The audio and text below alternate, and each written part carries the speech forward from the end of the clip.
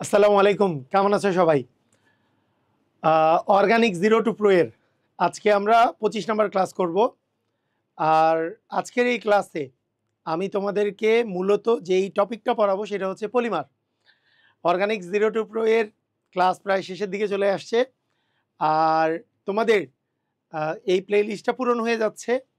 তো যেহেতু প্লে লিস্টটা পূরণ হয়ে যাচ্ছে, তোমাদের যেই কাজটা হবে এই প্লে লিস্টটার শুরু থেকে শেষ পর্যন্ত তোমরা একেবারে ধারাবাহিকভাবে করবা।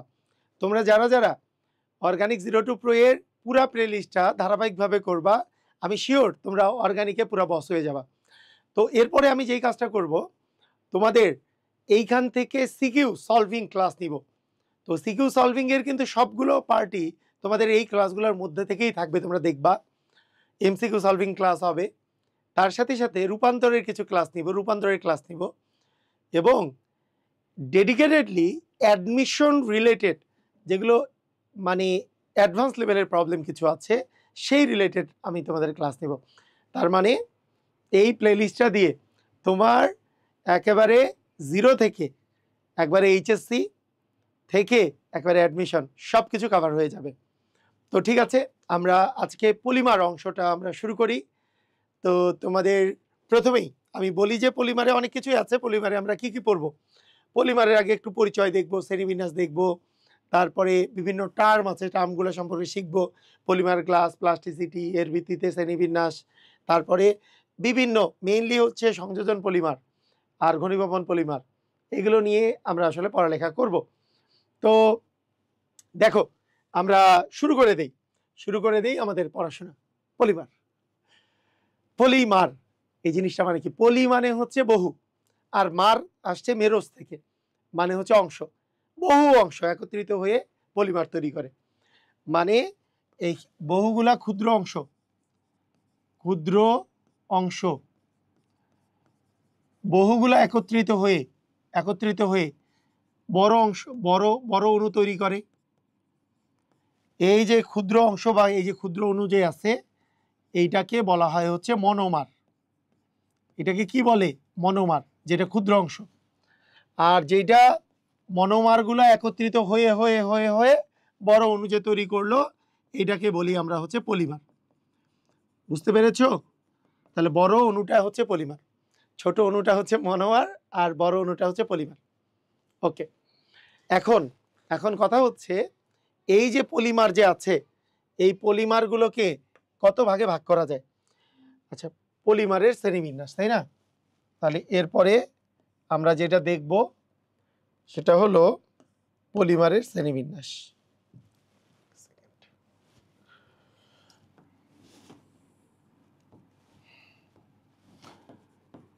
পলিমারকে অনেকভাবে ভাগ করা যায়, আমি মুখে মুখেই বলে দেই। পলিমারের মধ্যে একটা শ্রেণীবিন্যাস হচ্ছে যে এদেরকে এদেরকে তুমি প্রাকৃতিক পলিমার আছে, আবার কিছুগুলো কৃত্রিম আছে, কিছুগুলা কৃত্রিম পলিমার আছে, আর কিছুগুলা আবার প্রাকৃতিক এবং কৃত্রিমের মাঝখানে আছে, মানে অর্ধ কৃত্রিম পলিমারও আছে। তাহলে পলিমার মূলত হচ্ছে তোমাদের কয় প্রকারের হইতে পারে বলো তো? 3 প্রকারের হইতে পারে। এগুলো প্রাকৃতিকভাবে পাওয়া যায়, নাকি কৃত্রিমভাবে পাওয়া যায়, নাকি অর্ধ কৃত্রিম পাওয়া যায়।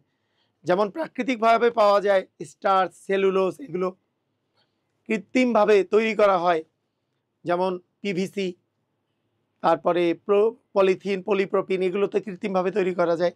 আবার এটার মিক্সচার আছে, যেগুলোতে প্রাকৃতিকভাবে তৈরি থাকে, সেগুলোর সাথে তুমি ল্যাবরেটরিতে নিয়ে তুমি আলাদাভাবে করে কৃত্রিম উপায়ে তুমি এগুলোর আলাদা পলিমার তুমি তৈরি করতে পারো। তো এই 3 প্রকারের পলিমার আছে। তো মূলত আমরা এখন আমাদের এই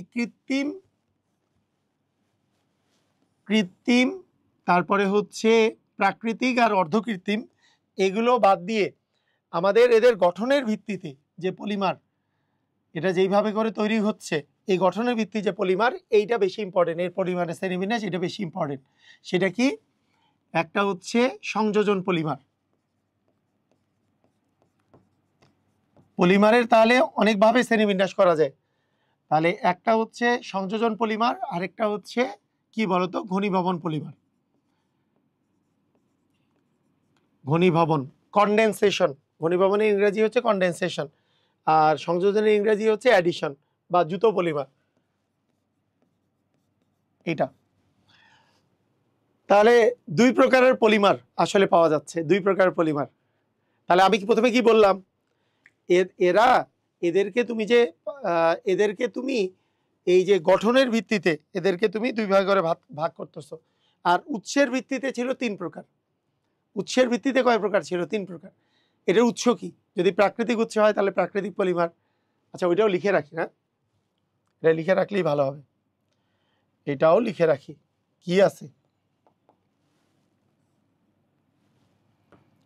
উৎসের ভিত্তিতে পলিমার হচ্ছে তিন প্রকারের। একটা হচ্ছে প্রাকৃতিক, একটা কৃত্রিম, একটা হচ্ছে অর্ধকৃত্রিম। ঠিক আছে? আচ্ছা, আর তোমার গঠনের ভিত্তিতে তোমার হচ্ছে দুই প্রকারের, একটা সংযোজন আর একটা হচ্ছে ঘনীভবন। সংযোজন পলিমারগুলা কিরকম, মানে কি কি, এগুলো নিয়ে কিন্তু আমরা বিস্তারিত পড়বো সবগুলা নিয়ে। যেমন যেমন আছে পলিথিন, যেমন আছে পলিপ্রোপিন, তারপরে পলিভিনাইল ক্লোরাইড বা পিভিসি, পলিভিনাইল এসিটেট, এগুলো কিন্তু সংযোজন পলিমারের এক্সাম্পল। ঘনীভবন পলিমার, ঘনীভবন পলিমারের তোমাদের সবচেয়ে বিখ্যাত নাইলন 6:6 বা নাইলন 6, অথবা নাইলন 6:6 এর সাথে তোমাদের অনেকগুলো আছে, urea formaldehyde resin, urea formaldehyde raisin,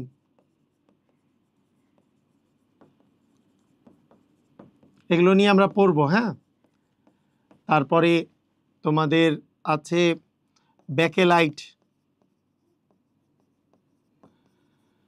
তারপরে ডেক্রন, এগুলো সবগুলোই কিসের এক্সাম্পল? ঘনীভবন পলিমারের এক্সাম্পল। ওকে, একজন বলছে এখানে কি ফুল চ্যাপ্টার ফ্রিতে পড়ানো হয়েছে? একেবারে ফুল অর্গানিক কেমিস্ট্রি ফুল ফ্রিতে পড়ানো হয়েছে। সেটা কোথায় বলো তো?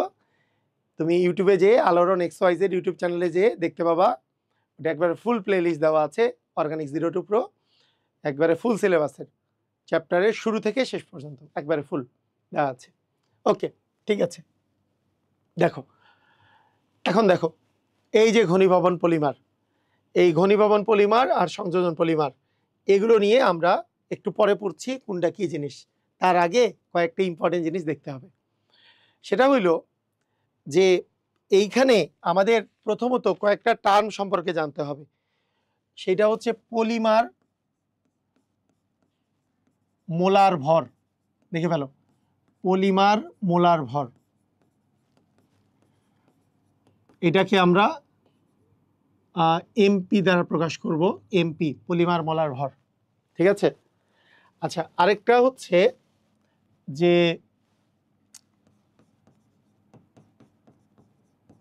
রিপিট ইউনিট ভর। এখনই বুঝতে পারবা এগুলা জিনিসগুলা কি। রিপিট ইউনিট ভর, এটাকে আমরা এমআর দ্বারা প্রকাশ করি। আরেকটা আছে পলিমারকরণ মাত্রা,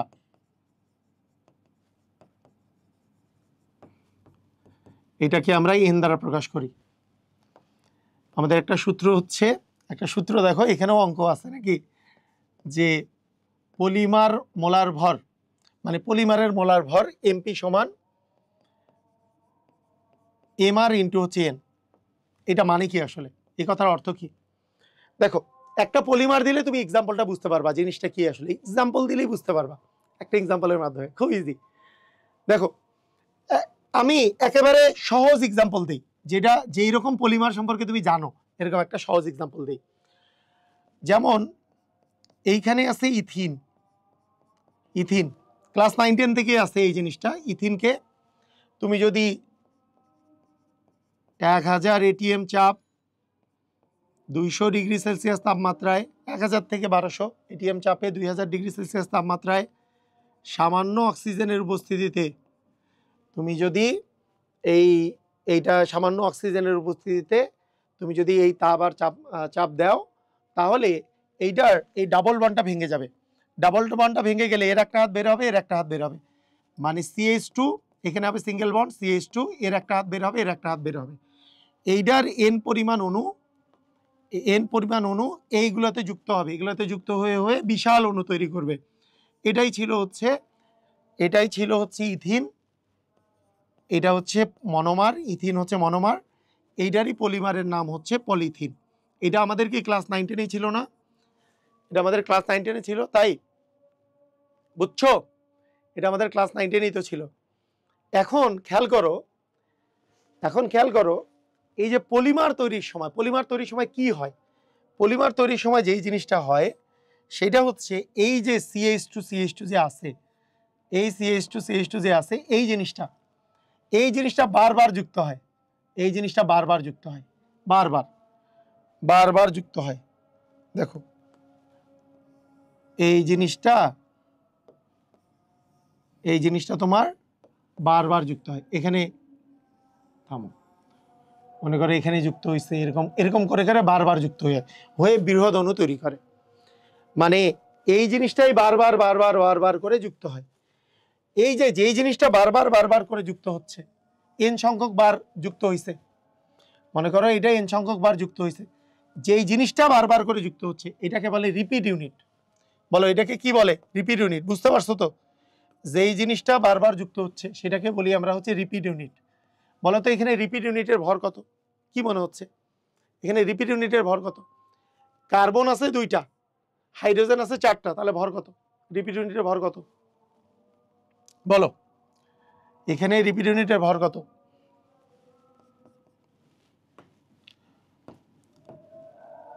রিপিট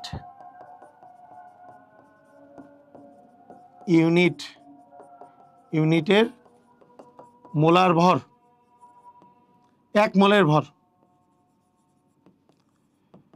কার্বন আছে 2টা, 12 দুগুণে 24, হাইড্রোজেন আছে 4টা, তাহলে 24 আর 4 কত হয়? 28।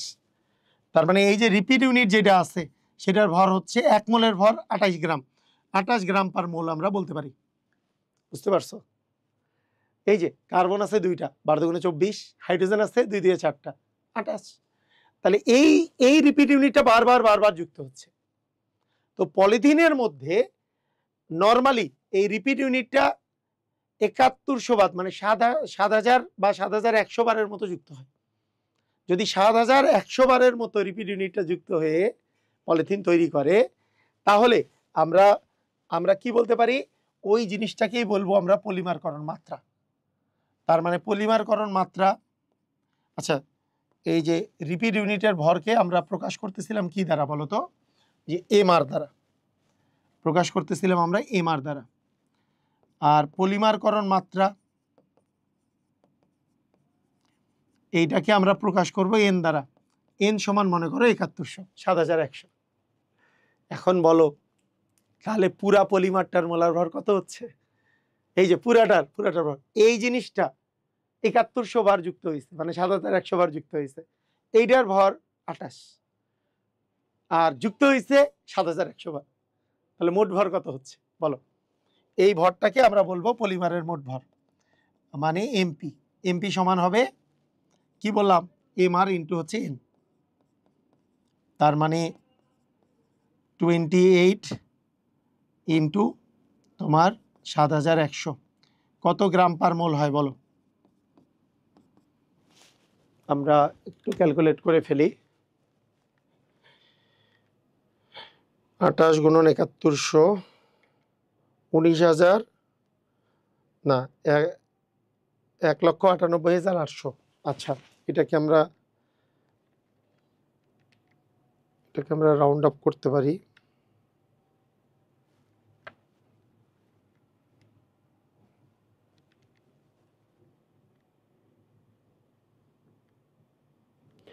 (1.98 ইন্টু 10⁵ গ্রাম পার মোল, তাই না? ওকে, এখন দেখো এখন দেখো খেয়াল করো, তাহলে এইটা হচ্ছে এমপি, এখন তোমাকে যদি জিজ্ঞেস করি যে এই যে আমরা এই পর্যন্ত পড়লাম, দেখো মনোমার পলিমার পড়লাম, শ্রেণীবিন্যাস পড়লাম, এমআর এন আর এমপি সম্পর্কে আমরা পড়লাম। এবার হচ্ছে এমএন। এমএন জিনিসটা কি? এমএন জিনিসটা হচ্ছে এভারেজ মোলার ম্যাস, মানে পলিমারের এভারেজ মোলার ম্যাস। পলিমারের এভারেজ মোলার ম্যাস মানে গড় মোলার ম্যাস। এভাবে লিখি, পলিমারের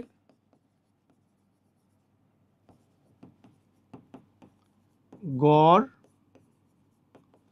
মোলার ভর।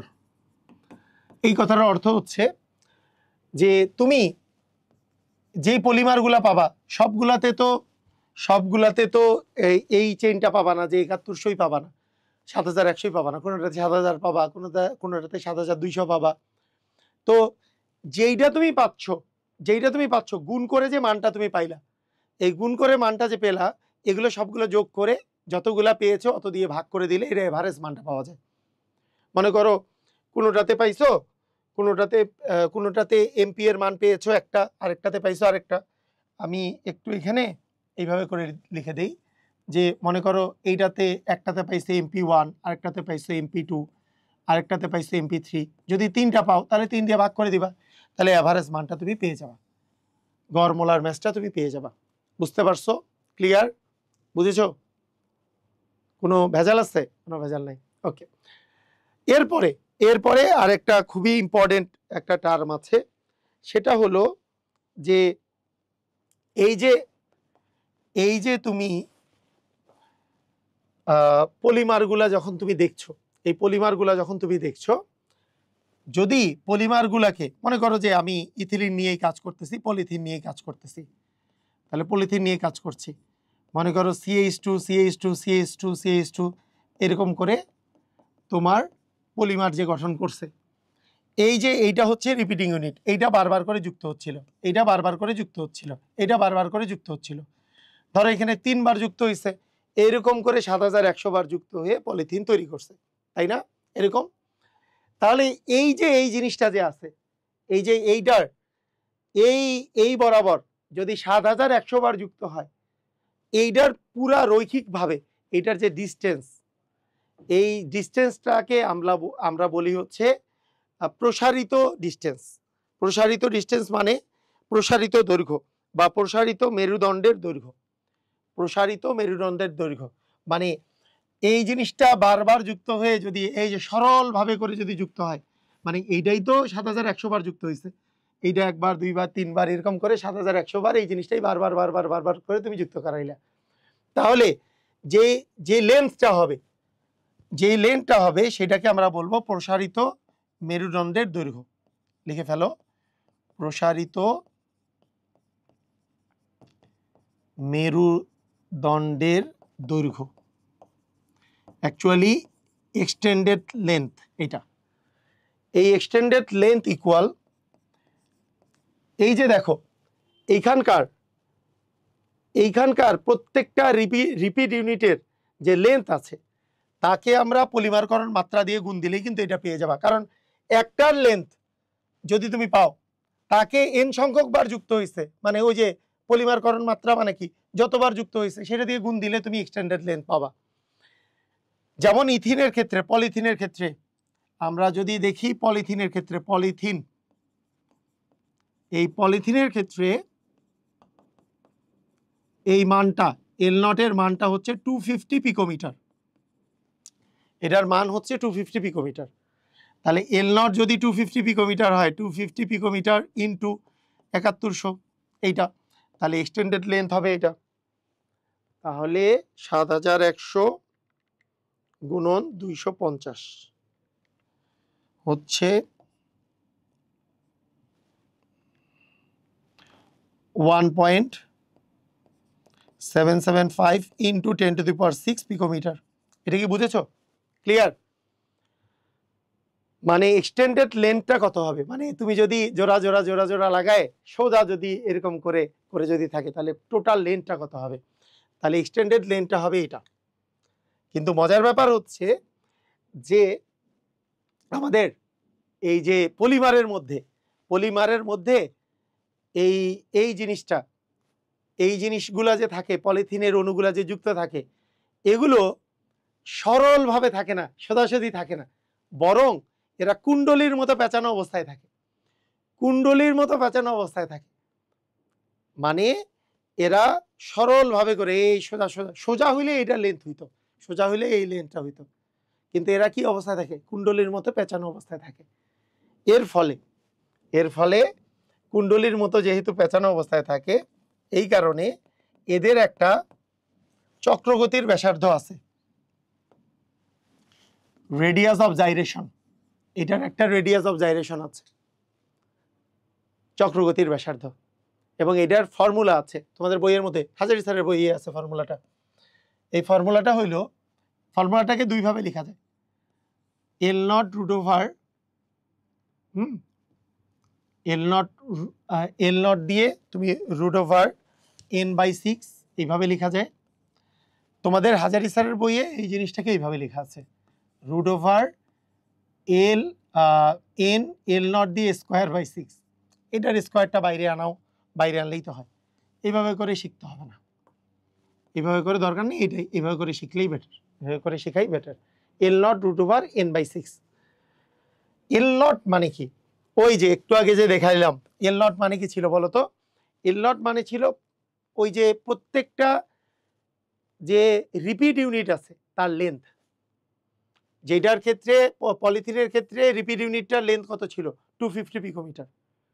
তাহলে তোমার চক্রগতির ব্যাসার্ধ তুমি কত পাবা? চক্রগতির ব্যাসার্ধ তুমি যদি এল নটের মান বসায় দাও, যে 250 পিকোমিটার তুমি বসাই দিলা, তুমি জানো পলিথিনের ক্ষেত্রে, আমরা পলিথিনের ক্ষেত্রে বের করতেছি, যেহেতু অন্য কিছু এখনো পড়ি নাই, সব পলিথিনের ক্ষেত্রে বের করতেছি, তাহলে পলিথিনের ক্ষেত্রে এই মানটা পাওয়া যাবে। আমরা জানি এন এর মান, আমরা একটু আগেই পড়লাম 7100, 7100 বাই হচ্ছে 6, তাহলে এত পিকোমিটার হবে তোমার অ্যান্সার। দেখো 250 ইন্টু রুট ওভার 7100 নিচে হচ্ছে 6, তাহলে আমরা পাচ্ছি 8.599 ইন্টু 10⁻³ পিকোমিটার। বুঝছো? ক্লিয়ার? বুঝছো? ক্লিয়ার হইছো? তাহলে আমরা আমরা একটু একটু সামারি করি এটাও, কারণ আমরা সামনেই পলিমার জিনিসগুলো আমরা কিন্তু পড়ে ফেলবো, পলিমারের বিভিন্ন টাইপের পলিমার পড়া শুরু করে দিব, তো একটু সামারি করি। পলিমার, মনোমার আর পলিমার দুইটা জিনিস আছে। মনোমার হচ্ছে ক্ষুদ্র অংশ যেগুলো একত্রিত হয়ে সমযোজী বন্ধনের মাধ্যমে একত্রিত হয়ে বড় অণু গঠন করে, সেটাকে বলে পলিমার। পলিমার অনেকভাবে প্রকারভেদ করা যায়, তার মধ্যে উৎসভেদে পলিমার 3 প্রকার। একটা হচ্ছে প্রাকৃতিক, কৃত্রিম আর অর্ধকৃত্রিম। প্রাকৃতিক মানে স্টার সেলুলোজ এগুলো, কৃত্রিম মানে যেগুলো বানানো হয়, ওই যে পলিপ্রোপিন, পলিভিনাইল ক্লোরাইড, পলিথিন এগুলো। আর পলিমারের যদি তুমি গঠন ভিত্তিতে বলো তাহলে সংযোজন পলিমার আর ঘনীভবন পলিমার। সংযোজন পলিমারের মধ্যে polythene, polypropene, polystyrene, polyvinyl chloride, polyvinyl acetate, Teflon, এগুলো বিভিন্ন টাইপের, এগুলো হচ্ছে সংযোজন পলিমার। আর ঘনীভবন পলিমারের মধ্যে আছে নাইলন 6:6, নাইলন 6, তারপরে ডেক্রন, ইউরিয়া, ফর্মালডিহাইড, রেজিন, ব্যাকেলাইট, তারপরে মেলাডুর, এগুলো বিভিন্ন টাইপের জিনিসগুলো, এগুলো হচ্ছে ঘনীভবন পলিমারের এক্সাম্পল। তো এই হচ্ছে কাহিনী এগুলো, ঠিক আছে? ওকে, এখন দেখো, খেয়াল করো, আমরা এরপরে যেটা পেয়েছিলাম সেটা হচ্ছে পলিমারের মধ্যে, পলিমার অণু যখন তুমি তৈরি করবা তখন দেখবা পলিমারের তৈরি করতেছো, যেমন এই যে এইটা একটা এক্সাম্পল, যে ইথিনকে তুমি 1000 অ্যাটমসফিয়ার চাপে 200 ডিগ্রি সেলসিয়াস তাপমাত্রায় সামান্য অক্সিজেন দিলে তোমার হচ্ছে পলিথিন তৈরি হয়। এই জিনিসটা বারবার যুক্ত হয়, এই জিনিসটা বারবার CH2 আবার একটা CH2 আবার CH2 এটা এইভাবে করে যুক্ত হইতে থাকে। এইভাবে করে যে যুক্ত হয়, যেই জিনিসটা বারবার যুক্ত হয় এটাকে বলে রিপিট ইউনিট। এই রিপিট ইউনিটের ভর কত? সেটা হচ্ছে CH2 এর ভর যদি হিসাব করো, কার্বন আছে 2টা, হাইড্রোজেন আছে 4টা, 12 × 24 আর 4 হচ্ছে 28, তার মানে এখানে রিপিট ইউনিটের ভর হচ্ছে 28 গ্রাম পার মোল, মোলার ভর। এখন এইখানে আমাদের পলিথিনের ক্ষেত্রে যখন পলিথিন তৈরি হয়, এখানে পলিমারকরণ মাত্রা বলে একটা জিনিস আছে, কয়বার এই রিপিড ইউনিটটা বারবার যুক্ত হচ্ছে। অ্যান্সার হচ্ছে পলিথিনের ক্ষেত্রে ৭,১০০ বার যুক্ত হয়। কতবার যুক্ত হয়? ৭,১০০ বার যুক্ত হয়। এটা কাছাকাছি ৭,০০০, ৭,১০০, ৭,২০০ অন অ্যান এভারেজ এরকম পরিমাণ যুক্ত হয়। তো যদি যুক্ত হয় তাহলে পলিমারের ভর, মোলার ভরটা কত দাঁড়াবে? যেটা রিপিট ইউনিট আছে কয়বার যুক্ত হইলো গুণ করে দিলে তোমার মোট ভর পেয়ে যাবা। এখন কথা হইলো যে তোমার সবগুলোর ক্ষেত্রে তো একই পরিমাণ বার যুক্ত হবে না, তাই এই মোলার ভরগুলোর আবার এভারেজ নেওয়া হয়, সেইটাকে আমরা বলি পলিমারের গড় মোলার ভর। এভারেজ নিলে 3টা যদি নাও 3 দিয়ে ভাগ করলে গড় পাইলা, 4টা নিলে 4 দিয়ে ভাগ করবা, এভারেজ পাবা। বুঝছো? এখন আরেকটা কথা, এই জিনিসগুলা যদি তুমি এর লেন্থ জানো, এটার লেন্থ হচ্ছে 250 পিকোমিটার, এটা এর লেন্থ যদি জানো তাহলে একটা পলিমারের এক্সটেন্ডেড লেন্থ তুমি বের করে ফেলতে পারবা। কিভাবে? এর লেন্থ যদি জানো, এটা তো মনে করো ৭,১০০ বার যুক্ত হয়েছে, তুমি ৭,১০০ দিয়ে গুণ করে দিলেই এক্সটেন্ডেড লেন্থ বের হয়ে যাবে। হ্যাঁ, এইটার লেন্থ হচ্ছে 250 পিকোমিটার, ৭,১০০ বার যুক্ত হয়েছে, তাহলে এক্সটেন্ডেড লেন্থ মানে এই প্রসারিত অবস্থায় লেন্থ কত এটা বের করে ফেলতে পারবা। কিন্তু কিন্তু পলিমারের মধ্যে এইটা এইভাবে করে সরল শিকল আকারে থাকে না, এটা কুণ্ডলী আকারে থাকে। তাই ওই কুণ্ডলীটার আমরা চক্রগতির ব্যাসার্ধ বা রেডিয়াস অফ জাইরেশন বের করব, আর জি। এটা সূত্র হচ্ছে L0√n/6। তো এটা বের করলে এই যে একটা মান আসছে। এ পর্যন্ত বুঝছো? ক্লিয়ার? বুঝেছো? আর প্যারা নাই। আসো আমরা এক এক করে আমরা পলিমার সম্পর্কে আমরা পড়া শুরু করি। এইবার আমরা পলিমার আগে পড়া শুরু করি। প্রথমে আমরা পড়ব হচ্ছে সংযোজন পলিমার। সংযোজন পলিমার মানে একই অণু বারবার করে যুক্ত হচ্ছে, সেম অণু, একই মনোমার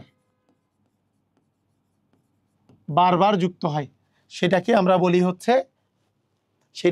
বলি হচ্ছে সংযোজন পলিমার। একই মনোমার থাকে, বারবার যুক্ত হয়। তো এইটার মোটামুটি একটা কমন ফরম্যাট আছে, যেগুলো সংযোজন পলিমার তৈরি করে এটার একটা কমন ফরম্যাট আছে। কমন ফরম্যাট মানে কি? কমন ফরম্যাট কথার অর্থ কি?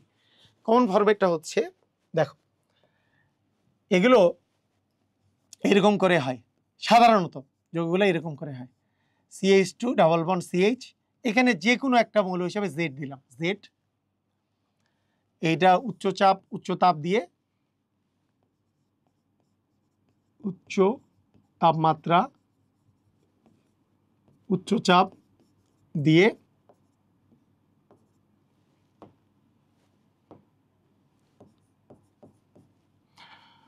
ডাবল বন্ডটা ভেঙে যায়, সিঙ্গেল বন্ড হয়, দুইটা হাত বের হয়। মানে এই যে দেখো ডাবল বন্ড ভেঙে গিয়ে এর একটা হাত বের হলো, এইখানে Z তো যা আছে তাই, এইটারই n সংখ্যক, এটা হচ্ছে মনোমার, তাই n সংখ্যক অণু একত্রিত হয়ে এটা একটা বৃহৎ অণু তৈরি করে, এটাই হচ্ছে পলিমার। এটা ছিল মনোমার, মনে করো এটা ছিল মনোমার, এটাই হয়ে যায় পলিমার, এটাই হয়ে যায় কি? পলিমার। বুঝতে পেরেছো? এটা হচ্ছে এটা হচ্ছে একটা কমন ফরম্যাট, সংযোজন পলিমারের একটা কমন ফরম্যাট, এটা সংযোজন পলিমার। বুঝছো? তো কি জিনিসটা কিভাবে করে হয়? আমরা জেড মানে কি? আবার জেড মানে অনেক কিছুই হতে পারে।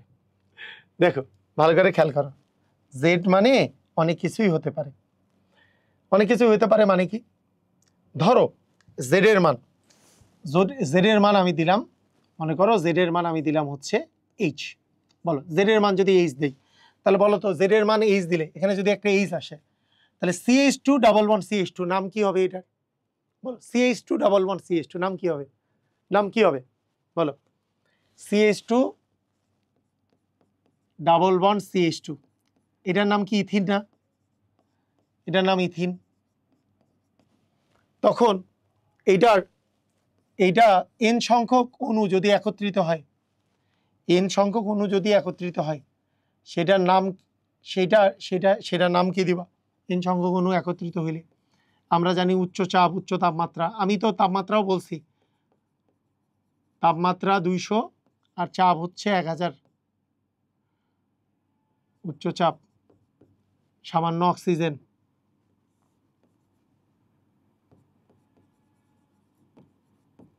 তাহলে কি হবে, এটা হচ্ছে পলিথিন তৈরি হবে। কি তৈরি হবে, পলিথিন তৈরি হবে, পলিথিন। উচ্চ তাপমাত্রা কত, উচ্চ চাপ কত বলে দিছি। ওকে ওকে, এইবার দেখো, এইবার খেয়াল করো, এইবার একটা জিনিস খেয়াল করো যে এই জিনিসটা যে পলিথিন হয়, এই জিনিসটা যে পলিথিন হয়, পলিথিন পলিথিন যে হয়, এই পলিথিনের কাজ কি, পলিথিনের কাজ কি তোমরা তো সবাই জানো। এটার ব্যবহার কি বলো, এটার ব্যবহার কি, পলিথিনের ব্যবহার কি? পলিথিনকে তুমি প্লাস্টিক ব্যাগ হিসাবে ইউজ করো, তারপরে এটা বোতল হিসাবে ইউজ করা যায়, এটা খেলনা তৈরিতে কাজে লাগে, অনেক অনেক টাইপের কাজ আছে, তাই না? এগুলো অনেক টাইপের কাজ আছে, পলিথিনের অনেকগুলা ব্যবহার আছে। তো পলিথিন খুব ইম্পর্টেন্ট, পলিথিন জিনিসটা খুব ইম্পর্টেন্ট। ভাইয়া এফআরবিতে অর্গানিকে আপনার ক্লাস চাই, আপনার সব জায়গায় জানাইছি, কিন্তু আপনারা গুরুত্ব দিচ্ছেন না। ওইটা নিয়ে আমরা চিন্তা করতেছি, হ্যাঁ, টেনশন করো না, চিন্তা করতেছি, গুরুত্ব দিচ্ছি, সমস্যা নেই। সাদিত, গুরুত্ব দেওয়া হচ্ছে, কেন মনে করতেছো গুরুত্ব দিচ্ছি না আমরা? ওকে, CH3, ধরো জেড এর মান CH3 আছে, জেড এর মান CH3 আছে, বলো জেড এর মান যদি CH3 হয় তাহলে জিনিসটা কি হলো বলতো, CH3, এই যে CH2 double bond CH2 CH3, এটা কি জিনিস চেনা মনে হয় না? জিনিসটা হচ্ছে কি, প্রোপিন না? প্রোপিন তো, এই যে CH2 ডাবল বন্ড CH, এখানে CH3 আছে, ওই জায়গায় CH3 থাকে, একই কথা, প্রোপিন তো। আচ্ছা, প্রোপিনের আরেকটা নাম হচ্ছে প্রোপিলিন, একই কথা, প্রোপিলিন বা প্রোপিন। তাহলে CH2 ডাবল বন্ড CH, এই জায়গায় মনে করো CH3 আছে। তো এইটাকে তুমি কি করবা, এই জিনিসকে তুমি যখন ইয়ে করবা, তোমার উচ্চ তাপমাত্রা আর চাপে দিবা, তাহলে n সংখ্যক জিনিস একত্রিত হয়ে কি তৈরি করবে, এখানে সিঙ্গেল বন্ড হয়ে যাবে, নিয়ম তো একই, এটা সিঙ্গেল বন্ড হয়ে যাবে, এটা CH, এটাও সিঙ্গেল বন্ড, এটাও সিঙ্গেল বন্ড, এই জায়গায় হয়ে যাবে CH3, এটা হয়ে যাবে N। তাহলে এটা ছিল তোমার প্রোপিন, তাহলে এটার নাম হয়ে যাবে পলিপ্রোপিন, পলিপ্রোপিন অথবা পলিপ্রোপিলিন, দুটাই বলা হয়, কারণ প্রোপিনের আরেকটা নাম তো প্রোপিলিন, পলিপ্রোপিলিন বা পলিপ্রোপিন। বুঝছো? ক্লিয়ার? বুঝছো কিনা, সবাই বুঝছো? তো এইখানে যেটা তাপমাত্রা লাগে 120 ডিগ্রি সেলসিয়াস, প্রায় 140 ATM চাপের মধ্যে টাইটানিয়াম ক্লোরাইডের উপস্থিতিতে এই বিক্রিয়াটা হয়, এই বিক্রিয়াটা সংঘটিত হয়। তো এটা কি বুঝেছো? সাদিত, বললাম তো গুরুত্ব দেওয়া হচ্ছে, সমস্যা নাই। এখন দেখো, এই যে প্রোপিন আর প্রোপিলিন, এইটার পলিপ্রোপিন বা পলিপ্রোপিলিন, এটার ব্যবহার কোথায়? এইটার ব্যবহার হচ্ছে যে এইটা বিভিন্ন ধরনের কার্পেট তৈরিতে ব্যবহার হয়, তারপরে রোপ তৈরিতে ব্যবহার হয়, মানে দড়ি, কার্পেট তৈরিতে ব্যবহার হয়, তারপরে দড়ি তৈরিতে ব্যবহার হয়, যেটাকে রজ্জু বলে, তৈরিতে ব্যবহার হয়। তো এইটা হচ্ছে তোমার পলিপ্রোপিল বা পলিপ্রোপিলিন। বুঝছো? ক্লিয়ার? তার মানে দেখো, আমি আমি এইখানে জেডের জায়গায় এইচ বসাইলাম, ইথিন, পলিথিন, এই জায়গায় CH3 বসাইলাম, প্রোপিন, পলিপ্রোপিন। আচ্ছা, আবার এই মূলকটার কিন্তু একটা নাম আছে, এই মূলকটার কিন্তু একটা নাম আছে, তোমরা কি জানো এই মূলকটার নাম কি? এই মূলকটার নাম জানো তোমরা? এই যে CH2 ডাবল বন্ড CH, এই মূলকটার নাম হচ্ছে ভিনাইল মূলক। এই মূলকটার জেনারেল নেম হচ্ছে ভিনাইল মূলক। এটা এই যে দেখো, CH2 ডাবল বন্ড CH, এটা, এই মূলকটার নাম হচ্ছে ভিনাইল মূলক। তাই এখানে যদি ভিনাইল মূলকে ক্লোরিন যুক্ত করো, মানে মানে কি বললাম, মনে করো জেড এর মান জেড এর মান তুমি নিছো হচ্ছে ক্লোরিন, জেড এর জায়গায় ক্লোরিন দিছো, এই যে দেখো জেড এর জায়গায় সিএল দিছো, তাহলে ভিনাইল ক্লোরাইড হয়, সেই জিনিসটার নাম হয়ে যায় ভিনাইল ক্লোরাইড, জেড এর জায়গায় যদি তুমি ক্লোরিন নাও। এই ভিনাইল ক্লোরাইডকে তুমি পলিমারকরণ করলে তোমার পলিভিনাইল ক্লোরাইড তৈরি হয়। কিরকম? ওই যে আগের মতোই, ডাবল বন্ড ভেঙে যায় আগের মতো, কিন্তু ডাবল বন্ডটা ভেঙে যেয়ে সিঙ্গেল বন্ড হাত বের হবে, আর এখানে ক্লোরিন আসবে, এটার এন সংখ্যক অণু যুক্ত হয়ে এটা তৈরি করবে, এটাকেই বলে পলিভিনাইল ক্লোরাইড বা পিভিসি। কিন্তু এখানে আরেকটা কথা আছে, খুব সুন্দর একটা কথা আছে, শুনো ভালো করে মনোযোগ দিবা। পলিভিনাইল ক্লোরাইড এইটা যে আছে, এইটার তৈরি একেবারে আরেক স্টেপ আগে থেকে করা উচিত। কেন? এটা বইয়ের মধ্যে দেওয়া আছে, এবং এটা একবার বুয়েট ভর্তি পরীক্ষাতেও কোশ্চেনটা আসছে। এসিটিলিন থেকে তোমার পলিভিনাইল ক্লোরাইড, এসিটিলিন থেকে অর্থাৎ ইথাইন থেকে, ইথাইনের সাথে তুমি যদি HCl যুক্ত করো, HgCl2 এর উপস্থিতিতে 250 ডিগ্রি সেলসিয়াস তাপমাত্রায়, তাহলে তোমার যেই জিনিসটা হবে, এক জায়গায় H আসবে, এক জায়গায় Cl চলে যাবে। তুমি বলবা যে এই তো হয়ে গেল CH2 ডাবল বন্ড CHCl, হ্যাঁ হয়েই তো গেছে। তুমি এইভাবে করে লিখবা CH2 ডাবল বন্ড CH দিয়ে Cl, এরপরে তোমার পলিমারকরণে তৈরি করতেছে CH2 CH, এখানে Cl দিয়ে হচ্ছে N। বুঝছো? ক্লিয়ার? বলো বুঝছো, পারবা? তাহলে জেড এর মান জেড এর মান যদি Cl হয়, তাহলে সেইটারই নাম হচ্ছে পলিভিনাইল ক্লোরাইড, পিভিসি। মানে ওই যে ভিনাইল ক্লোরাইড ছিল, এটা কি ছিল? ভিনাইল ক্লোরাইড, ভিনাইল মূলক থেকে ভিনাইল ক্লোরাইড, এটার নাম হয়ে গেল পলিভিনাইল ক্লোরাইড। এটা কি কিসে ব্যবহার হয় বলো তো? ব্যবহার সম্পর্কে জানো না এটার? ওই যে পাইপ, পলিভিনাইলের পাইপ আছে না, পাইপ, পিভিসি পাইপ, তারপরে সিরিঞ্জ, রেইনকোট, এটার বিভিন্ন ব্যবহার আছে, এগুলো বিভিন্ন কাজে এটার ব্যবহার করা হয়। ইভেন এটা দিয়েও দড়িও তৈরি করা হয়, ঠিক আছে? তো বিভিন্ন টাইপের এটার ব্যবহার আছে। তাহলে আমরা এইটা হচ্ছে তোমার পলিভিনাইল ক্লোরাইড, খুব ইম্পর্টেন্ট জিনিস, পিভিসি, খুব ব্যবহৃত হওয়া একটা পলিমার। আচ্ছা বলো তো, সিএল এর জায়গায়, সিএল এর জায়গায় আরো কিছু যদি বসাই, মানে এই জেড এর জায়গায়, এই যে জেড, জেড যে আমার ছিল, সব চেঞ্জ হচ্ছে কিন্তু জেড এ। দেখো জেড এর জায়গায় এইচ দিছিলাম ইথিন, পলিথিন, CH3 দিছিলাম প্রোপিন, পলিপ্রোপিন, Cl দিছি ভিনাইল ক্লোরাইড, পলিভিনাইল ক্লোরাইড। বুঝছো? ক্লিয়ার? এখন কথা হলো, এই জায়গায় একটা আমরা কাজ করব। দেখো এটা আগে বলে রাখি, জেড এর জায়গায় যদি বেনজিন বসে, তাহলে এই জিনিসটা যেটা তৈরি হয় সেটা হচ্ছে স্ট্যারিন। কি তৈরি হয়? স্ট্যারিন। আচ্ছা এই জিনিসগুলার শুরুতে নাম লিখে দিলে বেটার, একটু নামগুলা এইভাবে করে লিখে দিই,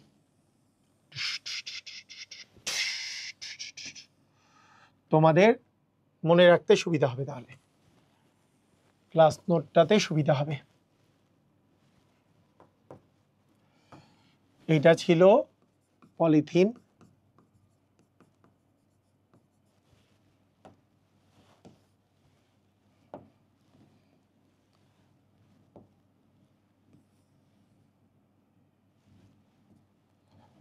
এটা হচ্ছে পলিপ্রোপিন,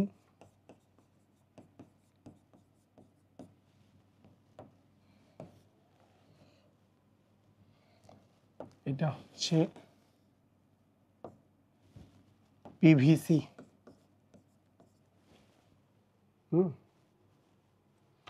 আচ্ছা এইবার আমরা যেটা করব, সেটার নাম হচ্ছে পলিস্টারিন। পলিস্টারিন। তাহলে জেডের মান যদি তোমার মানে বেনজিন চক্র হয় সেটাকে আমরা বলবো স্টারিন। মানে অ্যাকচুয়ালি জিনিসটা কীরকম ছিল, CH2 ডাবল বন্ড ছিল CH2, CH দিয়ে তোমার তাহলে এখানে একটা বেনজিন চক্র লাগবে, তাই তো?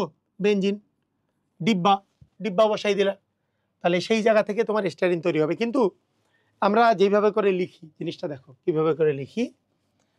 মনে করো বেনজিন আছে তোমার কাছে, বেনজিনের সাথে তুমি প্রথমে ইথিনের বিক্রিয়া দিবা, বেনজিন প্লাস হচ্ছে ইথিন বিক্রিয়া দিবা, কি তৈরি হবে?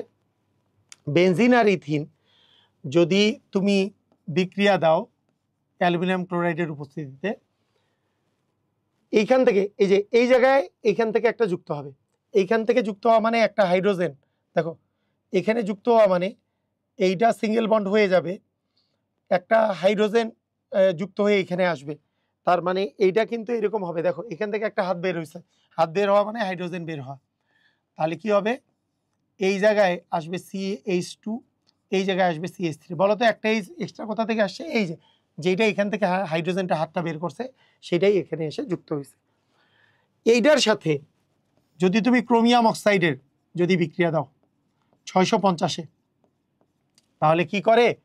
এখান থেকে হাইড্রোজেন অপসারণ করে, হাইড্রোজেন অপসারণ করে কি হবে?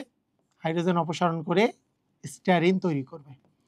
দেখো এখান থেকে একটা হাইড্রোজেন, এখান থেকে একটা হাইড্রোজেন অপসারণ করলে স্টারিন তৈরি করছে। তুমি বলবা যে এরকম স্টারিন তো দেখি নাই, একটু আগে তো স্টারিন আপনি বললেন এইটা, তাহলে এইটা আর এটা কি একই? হ্যাঁ একই তো। এই যে দেখো ডিব্বা আছে উপরে, এখানে ডিব্বা আছে নিচে, একই কিন্তু স্টারিন।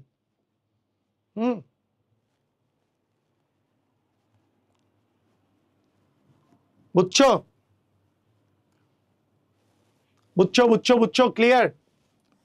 এইটাতে ডিব্বাটা আছে উপরে, এখানে ডিব্বাটা আছে নিচে, এটাই তো স্টারিন। বিষয়টা এরকম। এখন কথা হচ্ছে এইটার পলিমার কি হবে? পলিস্টারিন। আরে পলিমার কি হবে বলো? এইটার পলিমারটা কি হবে? এইটারই পলিমার হবে হচ্ছে পলিস্টারিন। যদি তোমাকে বলি পলিমারকরণ বিক্রিয়ায় তাপ দিবা, এভাবে করে পলিমারকরণ লিখে এখানে ডেল লিখে দিলে এই যে এইটা ভেঙে যাবে, ঢুসুম করে ভেঙে দিবা আগের মতো। এখানে দিবা CH, এটা ভেঙে দিছো, এখানে দিছো CH2, এই যে ডাবল বন্ডটা ভেঙে গেছে, একটা একটা করে হাত বের হইছে, তাহলে এটাই হবে তোমার পলিস্টারিন। এটারই নাম হবে তোমার পলিস্টারিন। বুঝেছ? ওকে। তো এই রকমের আরও আছে। আমি আর কি হইতে পারে আমি তোমাকে বলি, আর হইতে পারে নামগুলো আমি বলে দেই। যেমন পলিভিনাইল এসিটেট হইতে পারে। তুমি যদি এসিটোমূলক যুক্ত করো, পলিভিনাইল এসিটেট, ধরো জেডের মান তুমি বসাইলা এসিটোমূলক CH3, এসি মানে এসিটেট তুমি বানাইলা। তো এসিটেট যদি বানাইতে চাও তাহলে CH3CO দিবা, তাহলে পলিভিনাইল এসিটেট হয়ে যাবে। কীরকম করে দেখো, কীরকম করে হবে? তোমার ছিল কি CH2 ডাবল বন্ড CH দিয়ে এইখানে ছিল, তুমি যদি এই জায়গায় তুমি যদি বলো যে CH3CO আছে, তাহলে এটা কি হয়ে যাবে? পলিভিনাইল এসিটেট হয়ে যাবে। এটা কি বুঝলা? এটা কি বুঝছো? আমাকে একটু জানাও, এটা কি বুঝেছো? কিভাবে যুক্ত হবে বলতে পারবা? কিভাবে যুক্ত হবে? তোমাদের এইটার কি গাঠনিক সংকেত তোমরা জানো? এটার গাঠনিক সংকেত জানো? জানলে কিন্তু পারবা। এটা গাঠনিক সংকেত জানো? CH3 C double bond O দিয়ে, এখানে হচ্ছে O দিয়ে হাত, তার মানে এখানে O এর হাত আছে। অর্থাৎ তুমি যদি সিরিয়ালি লেখো তাহলে জিনিসটা এরকম হবে। সিরিয়ালি যদি লেখো, এইখানে হাত বের হয়েছে কার? এই হাইড্রোজেনের।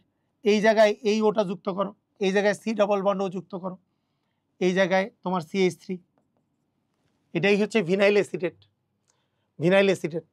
কিন্তু অ্যাকচুয়ালি এইটাকে যদি তুমি পলিভিনাইল এসিটেট আকারে লিখতে চাও তাহলে ওই জিনিসগুলোকে উপরে দিবা। কীরকম করে উপরে দিবা? CH2 CH, মানে এইখানে ও থাকবে, এখানে সি ডাবল বন্ড ও থাকবে, এখানে CH3 থাকবে। এইটারই n সংখ্যক জিনিস পলিমারকরণ বিক্রিয়ায় পলিভিনাইল অ্যাসিটেট হবে। বুঝতে পারছো? গাঠনিক সংকেতটা লিখলে কিন্তু তোমার জন্য ইজিয়ার হয়ে যাবে। পলিমারকরণ এগুলো শিখিয়েছি না আগে? এই জিনিসগুলো কিন্তু আগেই আমরা শিখেছি। এই জিনিসগুলো কিন্তু আমরা আগেই শিখেছি।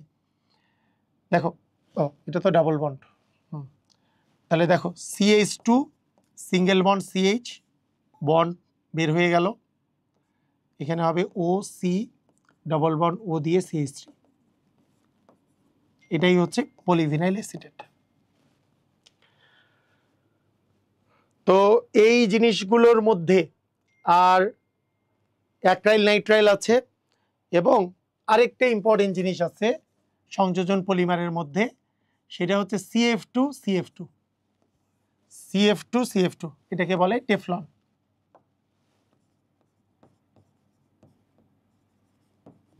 এটাকে বলে টেফলন, ঠিক আছে? টেফলন বুঝতেই পারছো, টেফলন জিনিসটার পলিমারকরণ বিক্রিয়া কি হবে? CF2CF2, এটাকে তুমি উচ্চ চাপ এবং তাপমাত্রায় কি করতে পারবা? আচ্ছা তোমরা আমাকে বলো, এগুলো সবগুলো সহজ নাকি কঠিন?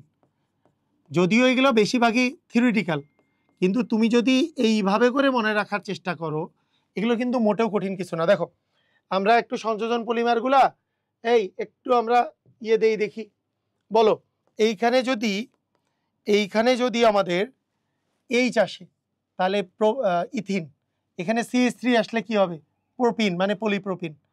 এখানে যদি Cl আসে ভিনাইল ক্লোরাইড মানে পলিভিনাইল ক্লোরাইড। এখানে যদি CH3CO আসে তাহলে অ্যাসিডেট মানে পলিভিনাইল অ্যাসিডেট, ভিনাইল অ্যাসিডেট থেকে পলিভিনাইল অ্যাসিডেট। যদি আমার এইখানে যদি এইটাও CF2 ডাবল বন্ড CF2 হয়, এটার নাম হচ্ছে টেফলন। টেফলন তোমার তৈরি করবে, তাহলে এই যে টেফলন যে তৈরি করতেছে,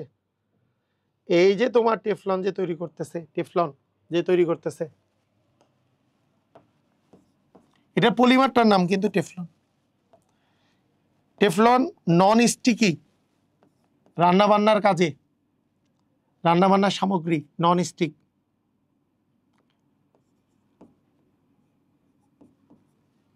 এটার ব্যবহার কিন্তু হচ্ছে রান্নার কাজে সাধারণত ব্যবহার হয়, অথবা ইনসুলেটর হিসেবে ব্যবহার করা হয়। এটা হচ্ছে রান্নার কাজে। এটা নন স্টিক কথাটা লিখে দিই, নন স্টিক যে কোডিং দেওয়ার জন্য এটা ব্যবহার করা হয়। ওকে, বুঝছো? তো এই হলো আমাদের সংযোজন পলিমার। সবাই কি বুঝতে পেরেছো সংযোজন পলিমারের এই বিষয়টা? বুঝতে পেরেছো? এখন তোমাদের মাঝে মধ্যে এই সংযোজন পলিমার যে আছে এইটার মেকানিজম আসে, সংযোজন পলিমারের মেকানিজম আসে।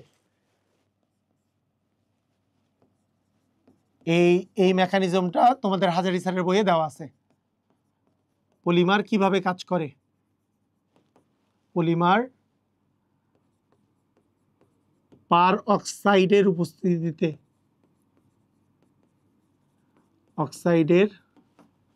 উপস্থিতিতে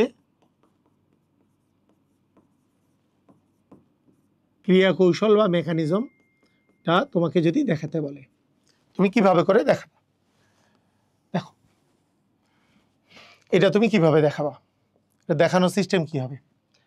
এটার সিস্টেমটা হবে যে এই যে পারঅক্সাইড, যে কোনো পারঅক্সাইড অণু হইতে পারে, সেটা হাইড্রোজেন পারঅক্সাইড, জৈব পারঅক্সাইড, যে কোনো কিছু হইতে পারে। আমি মনে করলাম যে আমার কাছে একটা পারঅক্সাইড অণু আছে এরকম, এটা এইভাবে করে প্রকাশ করি আমরা YOOY।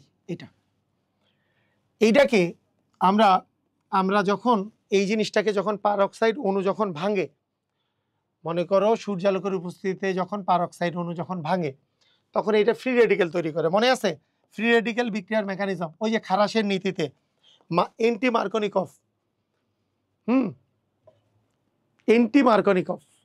মার্কনিকফ যে নীতি ছিল, ওখানে খারাসের নীতিতে যেমন ছিল না তোমাদের পারঅক্সাইডের মাধ্যমে ওই ফ্রি রেডিকেল মেকানিজম দিয়ে করছিল, সেম টাইপের এটা ফ্রি রেডিকেল তৈরি করবে,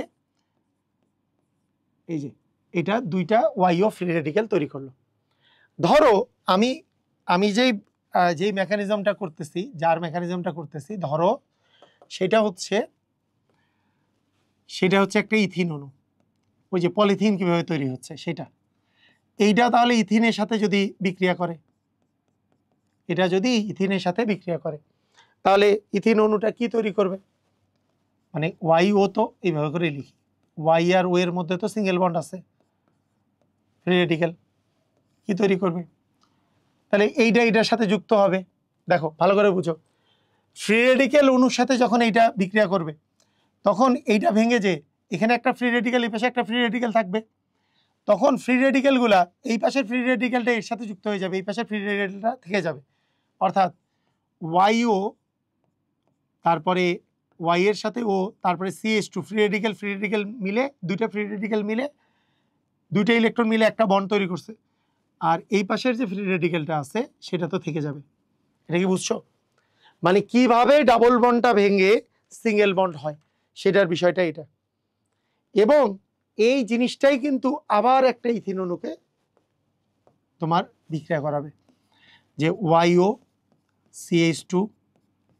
CH2 যে ফ্রি রেডিকেলটা আছে এটা কিন্তু আরও একটার সাথে যুক্ত হবে, এইভাবে করে করে যুক্ত হয়ে হয়েই কিন্তু বড় হয়।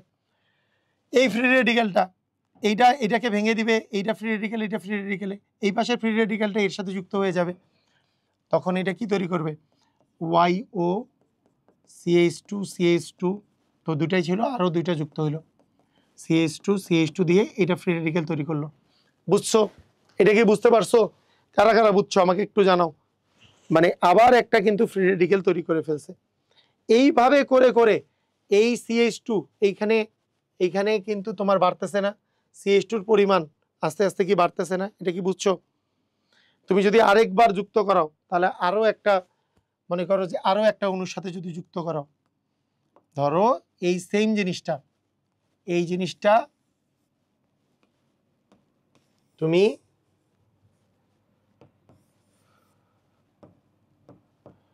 মনে করো আরেকটা ইথিন অণুর সাথে যুক্ত করাইলে, আরেকটা ইথিনের সাথে যুক্ত করাই, আরেকটা ইথিনের সাথে যুক্ত করাইছো, এটা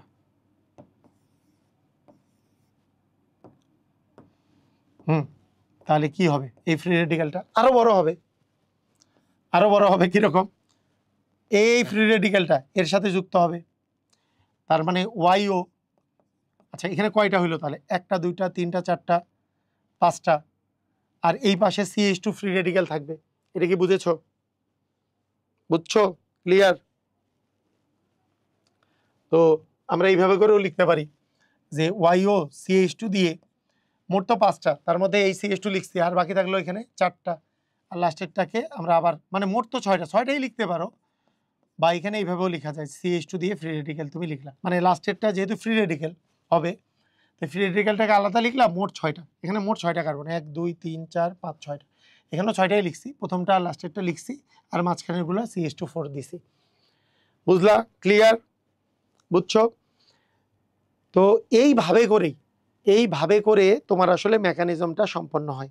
এই কথাটার অর্থ কি, যে এরকম করে তোমার অনেকগুলা আলাদা আলাদা ভাবে করে এইভাবে করে চেইনটা বড় হইতে থাকে, চেইনটা এইভাবে করে করে বড় হইতে থাকে। তা বড় হতে হতে আমরা যদি এইভাবে করে লিখি যে আমাদের এইখানে ওয়াইও CH2 দিয়ে এটার n সংখ্যক আমাদের এখানে ফ্রি রেডিকেল আছে, n সংখ্যক ফ্রি রেডিকেল আছে, এবং তার সাথে আবার আমাদের n সংখ্যক আমাদের ফ্রি রেডিকেল আছে ওই সেম জিনিসেরই, এটাকে উল্টাভাবে করে যদি লিখি, এই জিনিস এই ফ্রি রেডিকেলটা এটা আমাদের n সংখ্যক আছে এক জায়গায়, এইটাই আবার m সংখ্যক আছে, সেটাকে উল্টাভাবে করে লিখবো, এই জিনিসটাকে উল্টা করে লিখবো, তার মানে CH2 ফ্রি রেডিকেল,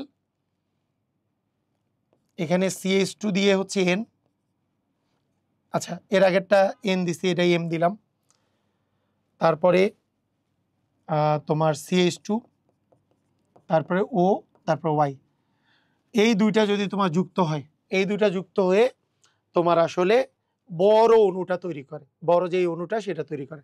তুমি একসাথে করে দিয়ে দাও, যে ওয়াই ও, তারপরে এই যে দেখো কিভাবে প্রোডাক্টটা লিখতেছো, দেখো ওয়াইও যা আছে তাই লেখো, ওয়াইও, তারপরে CH2, তারপরে হচ্ছে CH2 আছে মনে করো N, তারপরে আছে CH2 ফ্রি রেডিক্যাল, তার মানে CH2, এই দুটো ফ্রি রেডিক্যাল একত্রিত হয়ে CH2, তারপরে আছে CH2 দিয়ে হচ্ছে N, তারপরে আছে CH2O দিয়ে হচ্ছে Y। এটাই হচ্ছে তোমার মেকানিজম। আবার আবার বলছি, ভালো করে দেখো, এইটা হচ্ছে মেকানিজম। এটা যে খুব বেশি ইম্পর্টেন্ট তা না, তবে বইয়ের মধ্যে আছে তাই শিখাই দিলাম। দেখো কিরকম এই জিনিসটা, পারঅক্সাইড, এইটা ফ্রি রেডিক্যাল আকারে ভাঙে, দুইটা ফ্রি রেডিক্যাল আকারে ভাঙছে।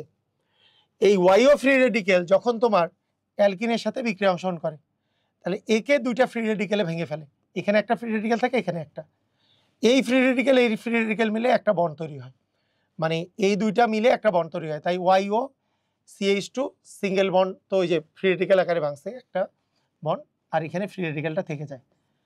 এই যে ফ্রি রেডিক্যালটা যে আছে সেইটা ইথিনের সাথে বিক্রিয়া করলো, ইথিনের সাথে বিক্রিয়া করলে দেখো এখানে কিন্তু ফ্রি রেডিক্যাল নাই, এটা আবার ভুল বুঝো না। আচ্ছা এটা দেখাই দেই, এটা কিন্তু ফ্রি রেডিক্যাল না, আবার এটা কিন্তু একটা ফোঁটা পড়ছে। আচ্ছা হ্যাঁ, দেখো এই ফ্রি রেডিক্যালটা ইথিনের সাথে বিক্রিয়া করলো, বিক্রিয়া করার পর কি হলো, বিক্রিয়া করার পরে এই যে এই জায়গায় এই যে একটা বন্ড ভেঙে গেছে, কিন্তু এই যে দেখো এই বন্ডটা কিন্তু ভেঙে গেছে, এই বন্ডটা ভেঙে গেছে, এখানে একটা ফ্রি রেডিক্যাল, এখানে একটা ফ্রি রেডিক্যাল, তাহলে কি হবে, এই ফ্রি রেডিক্যাল দুইটা মিলে একটা বন্ড তৈরি করলো, আর এই পাশে ফ্রি রেডিক্যালটা থেকে গেল। এই জিনিসটা আবার বিক্রিয়া করানো হয়েছে, এই জিনিসটা আবার, এখানে অনেক ফোঁটা পড়ছে, এই ফোঁটাগুলোকে বাদ দেওয়া দরকার, না হলে এগুলাকে ফ্রি রেডিক্যাল মনে হবে আবার। আচ্ছা দেখো, দেখো এই ফ্রি রেডিক্যালটা, এই ফ্রি রেডিক্যালটা কি করবে, এইটার সাথে আবার বিক্রিয়া করবে, ওই সেম জিনিস, একটা বন্ড ভেঙে যায়, একটা ফ্রি রেডিক্যাল একটা ফ্রি রেডিক্যাল, এই দুইটা মিলে একটা বন্ড, এই পাশে একটা ফ্রি রেডিক্যাল তৈরি করতেছে। তো আমরা এখান থেকে একটা ফরম্যাট পাইলাম যে এরকম আমরা অনেক অণু পাবো, যেখানে ওয়াইও CH2 দিয়ে 4 এর জায়গায় M সংখ্যক হইতে পারে, N সংখ্যক হইতে পারে, X সংখ্যক হইতে পারে, Y সংখ্যক হইতে পারে, যেই সংখ্যক হোক। তো আমরা এইরকম দুইটা অণু একত্রে নিলাম, যেখানে আমি বললাম এইখানে আছে N সংখ্যক আর এইখানে এটা আছে M সংখ্যক, তাহলে এই দুইটা একত্রিত হয়ে এটা ফাইনাল প্রোডাক্ট দিবে কিরকম, YOH2, এটা এই ফ্রি রেডিক্যাল আর এই ফ্রি রেডিক্যাল মিলে একটা বন্ড, এই যে CH2 মিলে একটা বন্ড, আবার এখানে যা আছে পুরোটা লিখলে, জাস্ট এটা মিলে এটা এই যৌগটা তৈরি করলো। বুঝছো কিনা, ক্লিয়ার, বুঝতে পেরেছো? তো বইয়ের মধ্যে এই এই মেকানিজমটা আছে, তুমি মনে রাখলে মনে রাখতে পারো। এটা এটা তোমাদের হঠাৎ করে যদি আসে, মনে করো ইঞ্জিনিয়ারিং অ্যাডমিশন টেস্টে হঠাৎ করে চলে আসলো, এটা একাডেমিকে আসার চান্স খুবই কম, আসতেও পারে, কে এখন হঠাৎ করে তোমাদের একটা ক্লাসে দিল, এখন কি করার আছে কোনো বোর্ডে, ইঞ্জিনিয়ারিং অ্যাডমিশনে কাজে লাগতে পারে। বুঝছো পারবা? ওকে, তো এই গেল আমাদের হচ্ছে কি সংযোজন পলিমার, এই গেল হচ্ছে আমাদের সংযোজন পলিমার। এইবার আমরা করব ঘনীভবন পলিমার। বলো, এইবার হচ্ছে আমাদের ঘনীভবন পলিমার। ঘনীভবন পলিমারে একই প্রকারের মনোমার নাকি ভিন্ন প্রকারের মনোমার থাকবে? বলো, ঘনীভবন পলিমার যখন হবে তখন একই প্রকার মনোমার নাকি ভিন্ন প্রকার? অ্যান্সার হচ্ছে ভিন্ন প্রকারের মনোমার তোমার থাকবে, ভিন্ন প্রকার মনোমার। এবং এইটারও কিন্তু তোমরা একটা ক্লাস 9-10 থেকে পড়ে আসছো। কি জিনিস বলো তো, মনে আছে নাইলন 6:6, নাইলন 6:6 মনে আছে সবার? বলো, নাইলন 6:6, এটা কি ছিল? এটা ছিল হচ্ছে অ্যাডিপিক অ্যাসিড এবং হেক্সামিথিলিন ডাইঅ্যামিন। অ্যাডিপিক অ্যাসিড যেটা ডাইকার্বক্সিলিক অ্যাসিড, যেটাতে 6টা কার্বন আছে, আর হেক্সামিথিলিন ডাইঅ্যামিন, সেটাতেও আমাদের 6টা কার্বন ছিল।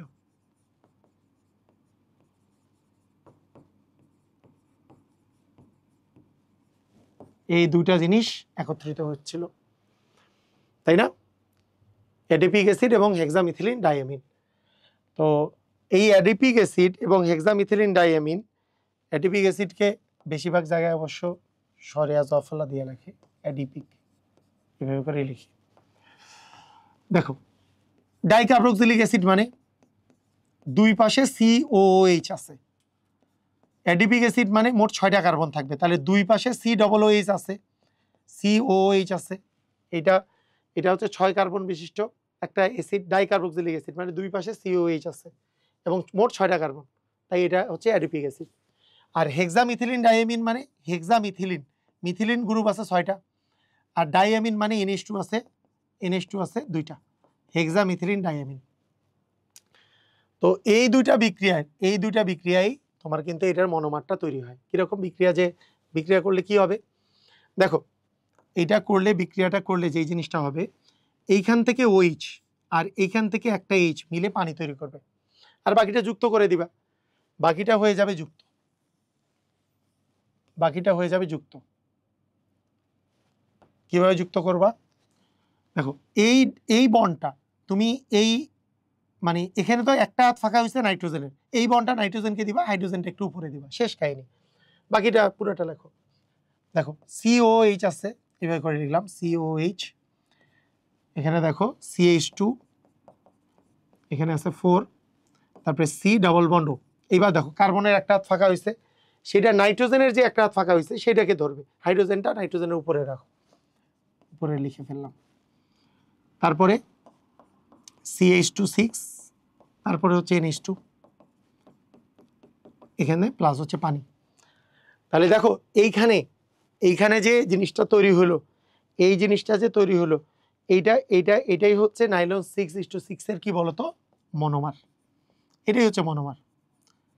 এইটারই যখন হাত দুইটা প্রসারিত হয়ে যাবে, এই হাত দুইটা বের করে দিবা, পলিমার হওয়ার জন্য তো একই অণু বারবার যুক্ত হইতে হবে, তাই এখানে একটা হাত বের হইতে হবে, এখানে একটা হাত বের হইতে হবে, তাহলে না পলিমার হবে। পলিমার তো তাছাড়া হবে না, N সংখ্যক অণু যুক্ত হইতে হবে, তাই না?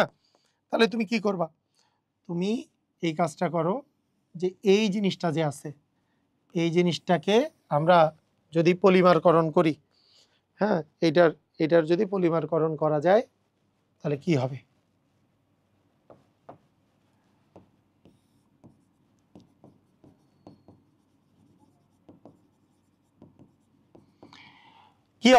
দেখো এইখান থেকে একটা OH, এখান থেকে একটা H মিলে পানি বের হবে, হাতগুলা বের হয়ে যাবে। হাতগুলা বের হইলে ওই হাতগুলোতে আবার এই রিপিট ইউনিটটা বারবার করে বুঝতে পারবে, রিপিট ইউনিটটা একই ইউনিট বারবার বুঝতে পারবে। এই যে OH আর H বের হইলো, এখানে হাত বের হবে, এখানে হাত বের হবে, তাহলে এই জিনিসটা আবার যুক্ত হবে এই জায়গায়, এই জিনিসটা আবার যুক্ত হবে, এই জিনিসটা আবার যুক্ত হবে এই জায়গায়, এটাকেই বলি কিন্তু আমরা হচ্ছে ঘনীভবন পলিমার। তাহলে আমরা কিভাবে লিখবো, তাহলে সিস্টেমটা কি হবে আমাদের, এইটা থেকে পলিমারকরণ বিক্রিয়ায় আমরা যখন লিখব তখন জাস্ট আমরা এখান থেকে OH বাদ দিব, এখান থেকে একটা H বাদ দিব, শেষ পর্যন্ত কি করব দেখো, এইটার N সংখ্যক অণু পলিমারকরণ বিক্রিয়ায় এই Nটা মিলে এটাই নাইলন 6:6 এর পলিমার তৈরি করে। এটাই হচ্ছে নাইলন, মানে দুইটাতেই কার্বন আছে 6টা করে, তাই একে বলি আমরা নাইলন 6:6। বুঝছো? ক্লিয়ার? পারবা?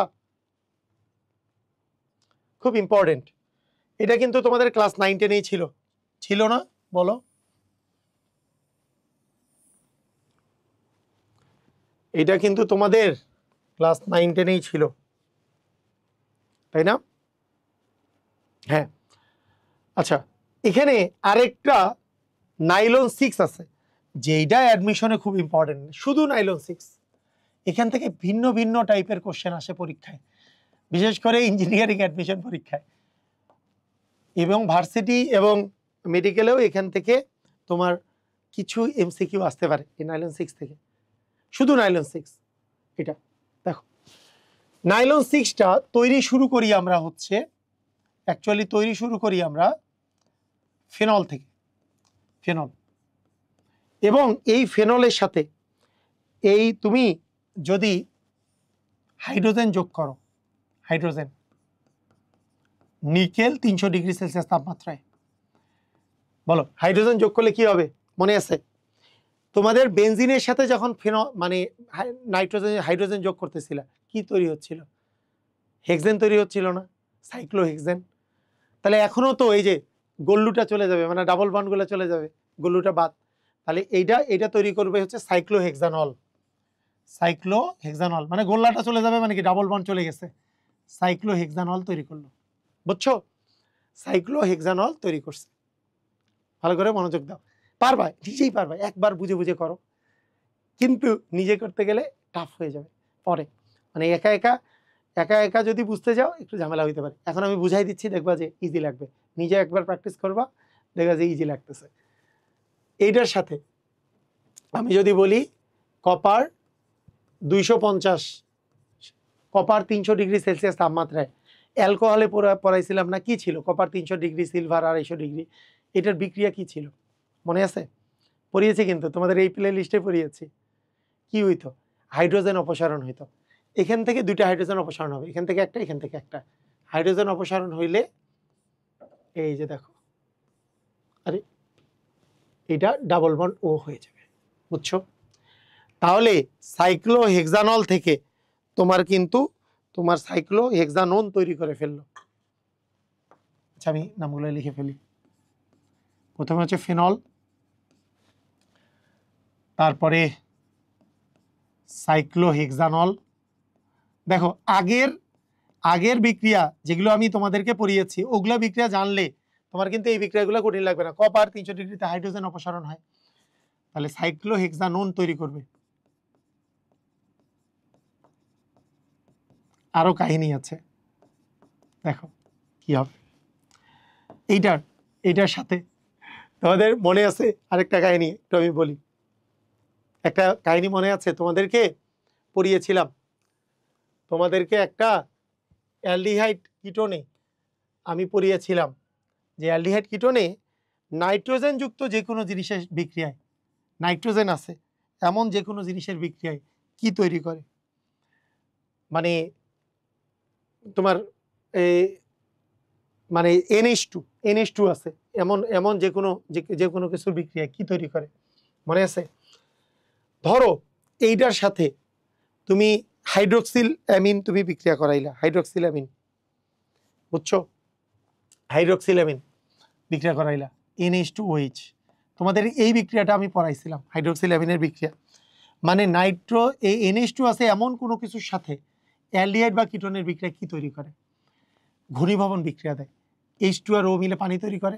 মানে এটাই তো ওই যে ডিএনপি টেস্ট ছিল রে, ডিএনপি টেস্ট যে করাইছিলাম, এক এক করে যে দেখাচ্ছিলাম, যে মনে করো তোমার কাছে আছে RC ডাবল বন্ড O দিয়ে H, তোমার কাছে মনে করো আছে এটার সাথে বিক্রিয়া করাইলা মনে করো RNH2, অথবা এখানে থাকলো আর এর জায়গায় NH2 সবগুলাতে এটা মিলে পানি, বাকিটা যুক্ত হয়। এটা পড়াইছিলাম না? পড়িয়েছি বলো বলো বলো, পড়িয়েছিলাম। তাহলে H2 আর O মিলে পানি, বাকিটা এনের সাথে যুক্ত হবে, এই যে ডাবল বন্ডটা এনের সাথে যুক্ত হবে। এটা কিন্তু অ্যালডিহাইড কিটোনের মধ্যে খুবই ইম্পর্টেন্ট একটা বিক্রিয়া, ঘনীভবন বিক্রিয়া, ডিএনপি টেস্টের মধ্যেই এটা ছিল। তার মানে এখানে এই ডাবল বন্ডটার সাথে N দেওয়া হবে OH। এটা অক্সাইম অণু তৈরি করতেছে, অক্সাইম, এটা কিন্তু অক্সাইম, এটা এক ধরনের অক্সাইম, বুঝছো? Oxime, clear? আচ্ছা এখন এই যে অক্সাইম অণুটা যে আছে, এইটা অ্যাসিডীয় মাধ্যমে কি হয়? সাইক্লিক অ্যামাইড তৈরি করে। এই যে অক্সাইম যে আছে,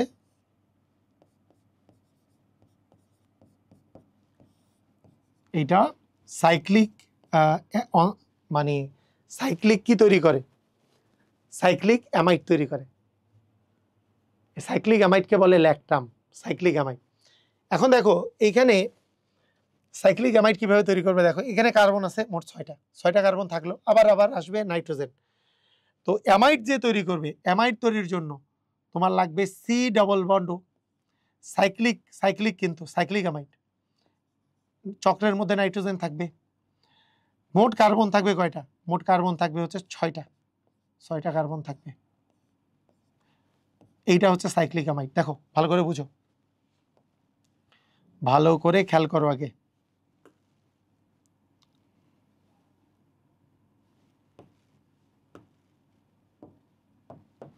দেখো কার্বন থাকবে কয়টা, কার্বন থাকবে 6টা, কার্বন থাকবে 6টা, তাহলে কার্বন থাকলো 6টা, আর এগুলো হাতগুলোতে বাকিগুলোতে কি, আরে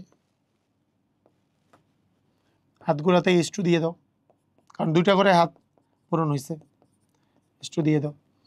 তাহলে দেখো এটা এটা এক ধরনের কিন্তু সাইক্লিক অ্যামাইড, এই যে সি ডবল বন্ড দিয়ে এন, এটা কি অ্যামাইড।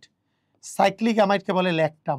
কয় কার্বন বিশিষ্ট, 6 কার্বন বিশিষ্ট, 1 2 3 4 5 6, 2 3 4 5 6, 6 কার্বন বিশিষ্ট অ্যামাইড। তো এইটাকে বলে ক্যাপ্রোল্যাকটাম। বুয়েট অ্যাডমিশনে কোশ্চেন আসছিল ক্যাপ্রোল্যাকটামের সংকেত লিখো, এটা এইখান থেকেই আসছে, এইখান থেকেই আসছে যে ক্যাপ্রোল্যাকটাম,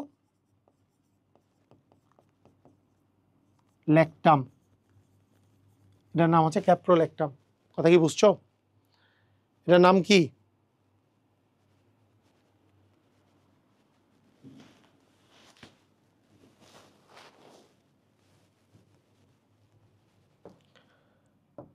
এটার নাম হচ্ছে ক্যাপ্রোল্যাকটাম, এটার নাম হচ্ছে ক্যাপ্রোল্যাকটাম। বুঝছো কি? আবার ভালো করে মনে রাখো, ক্যাপ্রো দিয়ে 6 বোঝায়, 6 কার্বন বিশিষ্ট অ্যামাইড, এটার নাম হচ্ছে ক্যাপ্রোল্যাকটাম। এই যে সি ডাবল বন্ড ও অ্যামাইড এনএইচ, কার্বন আছে মোট কয়টা, 6টা, ক্যাপ্রোল্যাকটাম। এই যে ক্যাপ্রোল্যাকটাম যে আছে, এইটার পলিমারকরণেই তোমার নাইলন 6 তৈরি হয়। এটার পলিমারকরণ বিক্রিয়াতেই তোমার কি তৈরি হবে, এটার পলিমারকরণ বিক্রিয়াতেই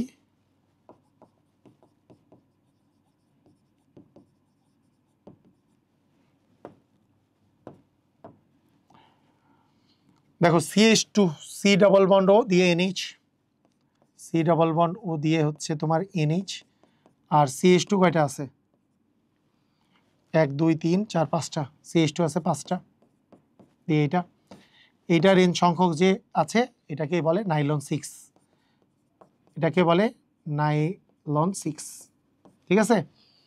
তাহলে নাইলন 6 এর পলিমার হচ্ছে এটা। তো এটা মনে রাখতে পারো, এটা মনে রাখতে পারো, তোমাদের কাজে দিবে। এটা অ্যাডমিশনের জন্য বেশি ইম্পর্টেন্ট, এটাও অ্যাডমিশনের জন্য বেশি ইম্পর্টেন্ট। আজকে অনেক কিছু পড়ালাম যেগুলো অ্যাডমিশনের জন্য ইম্পর্টেন্ট, সেই জিনিসগুলো পড়ালাম। আচ্ছা, এবার এবার খেয়াল করো, এইবার আমরা যেটা পড়ব এটা হচ্ছে ডেক্ট্রন।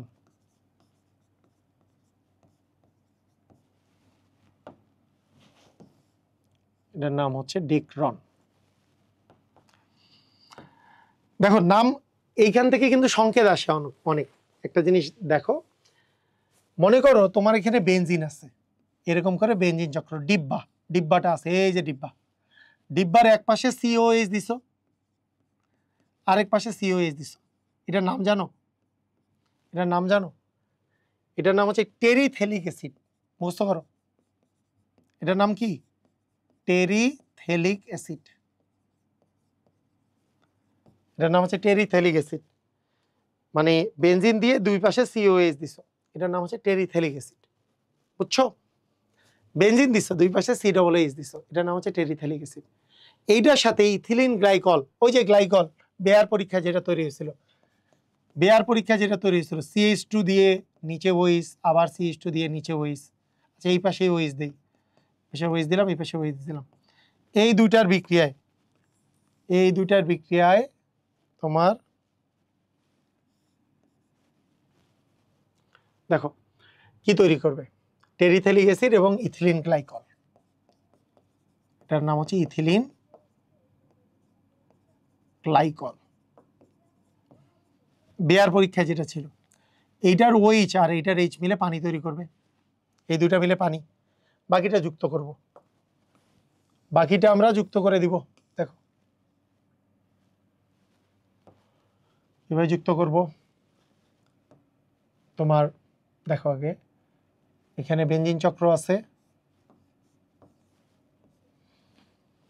এখানে সি ডবল বন্ড ও আছে, এই যে এই সি ডবল বন্ড ও, এইচটা বাদ, এইচটা বাদ, এটা আবার ও এর সাথে যুক্ত, তারপর এখানে আছে CH2, আবার এখানে আছে CH2, এখানে আছে OH, আবার দেখো এই ডান পাশের যে OH এর H আছে আর এই বাম পাশের যে OH আছে, এই H আর OHও কিন্তু মানে বের হয়ে যায়, এরা কিন্তু পানি তৈরি করবে।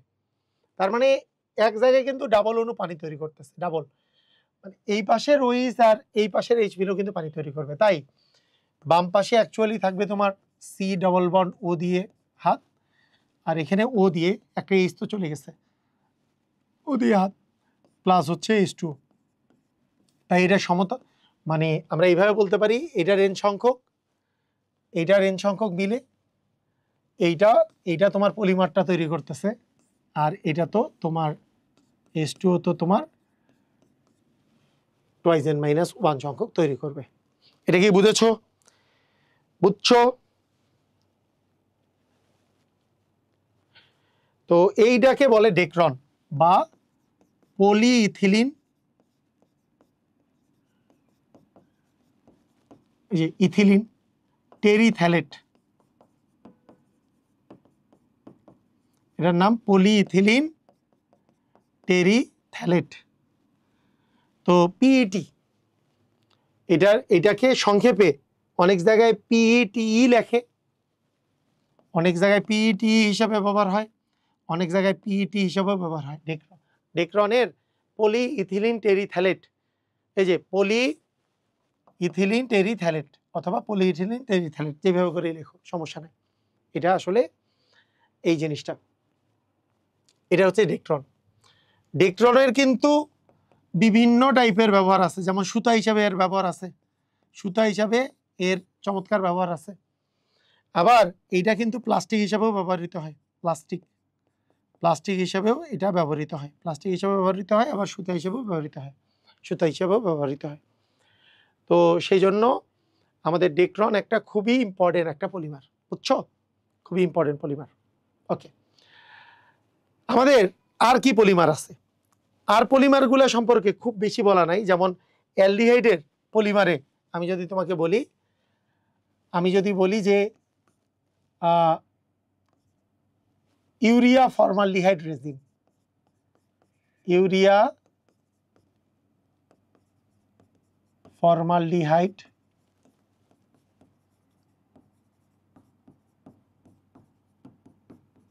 রেজিন, মানে এগুলো হচ্ছে অ্যালডিহাইডের পলিমার।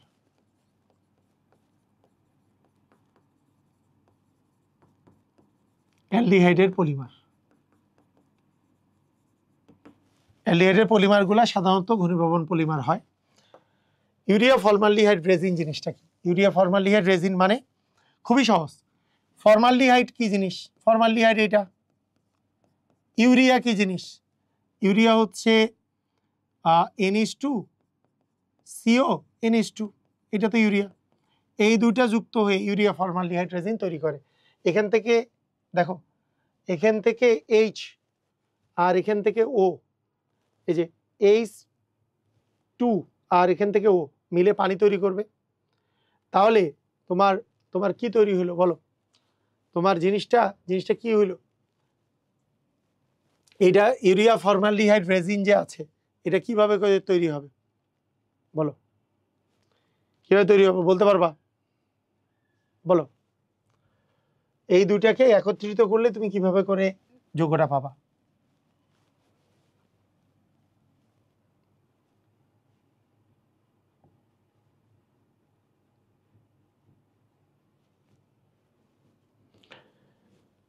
মানে এইটা তো হচ্ছে ফর্মালডিহাইড, এটা তো বুঝছো। ফর্মালডিহাইড মানে কিন্তু মিথানল, আর ওইটা যে NH2CO NH2 মানে হচ্ছে কি ইউরিয়া। তাহলে ইউরিয়া ফর্মালডিহাইড রেজিন এটা তোমার কিভাবে করে তৈরি হবে বলো?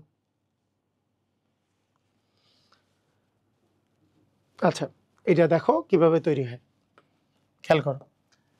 এইখানে আমার যদি ওটা যদি তুমি নিয়ে নাও, ওটাকে যদি তুমি নিয়ে নাও, এখান থেকে যদি একটা H নাও, আবার এখান থেকে যদি একটা H নাও, তাহলে কি হবে? মানে কি নিচ্ছ খেয়াল করো। এখান থেকে একটা O নিচ্ছ, এখান থেকে একটা H নিচ্ছ, এখান থেকে একটা H নিচ্ছ, তাহলে তোমার যে জিনিসটা হবে, এইটা হবে CH2, এটা হয়ে গেল CH2, এইটা সিঙ্গেল বন্ড, এখান থেকে একটা H নিচ্ছ, তাহলে থাকবে NH, এখানে হবে CO মানে C ডবল বন্ড, এখানে থাকলো NH, এরও একটা হাত বের হলো, এরও একটা হাত বের হলো। তাহলে এইটারই নাম হচ্ছে, মনে করো এন সংখ্যক এইটা যুক্ত হয়ে এইটা হচ্ছে তোমার ইউরিয়া ফর্মালডিহাইড রেজিন তোমার তৈরি করে। কথা কি বুঝছো? ইউরিয়া ফর্মালডিহাইড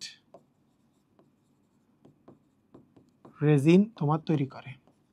ওকে, এইরকমেরই একটা ইম্পর্টেন্ট যৌগ হচ্ছে ব্যাকেলাইট। সেখানেও কিন্তু ব্যাকেলাইটে যেই জিনিসটা ঘটে সেখানেও আছে ফর্মালডিহাইড। এই যে HC ডাবল বন্ড ফর্মালডিহাইড থাকবে। এখানে থাকতেছে যেমন ফর্মালডিহাইড বা মিথানেল,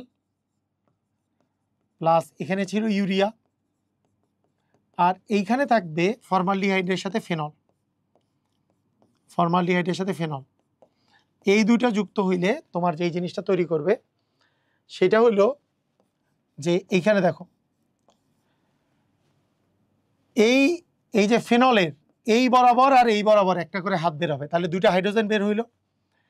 এই দুইটা হাইড্রোজেন যে বের হচ্ছে এইটা অক্সিজেনের সাথে মিলে পানি তৈরি করবে, আর এইটা ডাবল পরিমাণ মানে CH2 একটা এখানে যুক্ত হবে, একটা এখানে যুক্ত হবে। তো আলটিমেটলি এইটারই যে পলিমার আছে এটা কি বলে ব্যাকেলাইট।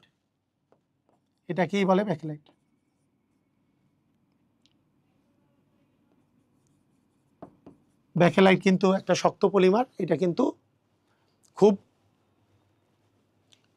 মানে খুবই ইম্পর্টেন্ট একটা ব্যাকেলাইট। এই পলিমারটা কিন্তু খুবই ইম্পর্টেন্ট। এছাড়াও আলো পলিমার আছে তোমাদের সিলেবাসের মধ্যে তেমন নাই, যেমন হাজারি স্যারের বইয়ে তেমন কিছু আলোচনা করে নাই। একটা পলিমার হচ্ছে, আচ্ছা একটা জায়গায় লিখে দেওয়া আছে যদিও, একটা জিনিসের নাম হচ্ছে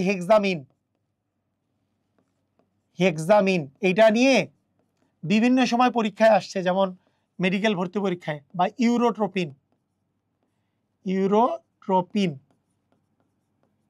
হ্যাঁ, ইউরোট্রোপিন এটা কিন্তু এক ধরনের ঔষধ।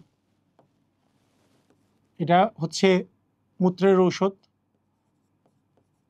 বা অনেক ক্ষেত্রে ওই বাত জ্বরের ঔষধ হিসাবেও এটা কিন্তু কাজ করে, বুঝছো? এটা মূত্রাশয়ের ঔষধ বা বাত জ্বরের ঔষধ। লিখে ফেলি, বাত জ্বর বা মূত্রাশয়ের ওষুধ হিসাবে কাজ করে। এই জিনিসটা কি? এই জিনিসটা হচ্ছে তোমার যদি ফর্মালডিহাইড থাকে তার সাথে যদি অ্যামোনিয়া বিক্রিয়া করাও, তো এটা তৈরি করে হেক্সামিথিলিন টেট্রাঅ্যামিন। মানে কি? মানে এইটার 4 অণু, এটার 6 অণু যুক্ত হয়ে তোমার হেক্সামিথিলিন, মানে এইটা হয় 6টা আর নাইট্রোজেন হয় 4টা প্লাস পানি, এটা উৎপন্ন করে। এটা কি বুঝছো? এই জিনিসটা কি বুঝতে পারছো? হেক্সামিথিলিন টেট্রাঅ্যামিন তৈরি করে। এই হেক্সামিথিলিন টেট্রাঅ্যামিন যে আছে এটারই নাম হেক্সামিন বা ইউরিওট্রপিন। এখন এটা সংকেতটা খুবই ইন্টারেস্টিং। এইটারই নাম কিন্তু হচ্ছে হেক্সামিন বা ইউরোট্রপিন। এটা খুবই ইন্টারেস্টিং একটা সংকেত। কিরকম করে লিখতে হয়, এরকম কিছুই খুবই মজার কিছু সংকেত আছে। দেখো CH2 আবার দিবা N, CH2 এর মাঝখানে দিবা N, বেনজিনের মতো লিখবা, কিন্তু একবার লিখবা CH2, একবার লিখবা N, আবার লিখবা CH2, আবার লিখবা N, আবার লিখবা CH2, আবার লিখবা N। এই তো এরকম। তাহলে CH2 হইল 3টা, Nও হইল 3টা, আমাদের N আছে মোট 4টা। চতুর্থ এনটা দিবা এই মাঝখানে, তাহলে 4টা N শেষ। এই দেখো CH2 এর কিন্তু হাত দুইটা পূরণ, হাত দুইটা পূরণ, কিন্তু নাইট্রোজেনের এখনো হাত একটা ফাঁকা আছে। এই একটা হাত দিয়ে এই নাইট্রোজেনকে ধরবে, কিন্তু মাঝখানে থাকবে CH2। এখানে একটা CH2, এই নাইট্রোজেনের সাথে এই নাইট্রোজেন থাকবে, মাঝখানে থাকবে CH2, এই নাইট্রোজেনের সাথে নাইট্রোজেন, এখানে থাকবে CH2। এটারই নাম হচ্ছে হেক্সামিন। এটা হচ্ছে মূত্রের ঔষধ হিসাবে কাজ করে, বুঝছো? তো এইগুলো তুমি যদি পলিমার পড়ো তাহলেই তোমার হয়ে যাবে। তার মধ্যে আমি একটা জিনিস এখনো বলি নাই, সেটা হচ্ছে মাঝখানে আমাদের টপিকের মধ্যে আমি লিখেছিলাম কিন্তু এখনো বলি নাই। সেই জিনিসটা হলো এই যে দেখো, সংযোজন পলিমার, ঘনীভবন পলিমার শেষ, প্লাস্টিসিটি জিনিসটা, প্লাস্টিসিটি এবং এর ভিত্তিতে শ্রেণীবিভাগ। প্লাস্টিসিটি জিনিসটা কি বলো? প্লাস্টিসিটি জিনিসটা আসলে কি? প্লাস্টিসিটি জিনিসটা হচ্ছে কোনো একটা জিনিসের বিকৃতি ঘটাইছো, সেটা আর আগের অবস্থায় ফেরত আসতেছে না। এটা বিকৃতি ঘটানোর যে ক্ষমতা, এটাকেই বলে প্লাস্টিসিটি। এর ভিত্তিতে, প্লাস্টিসিটির ভিত্তিতে পলিমারগুলোকে দুই ভাগে ভাগ করা যায়। কিসের ভিত্তিতে? কি কি জানো তো? জানো?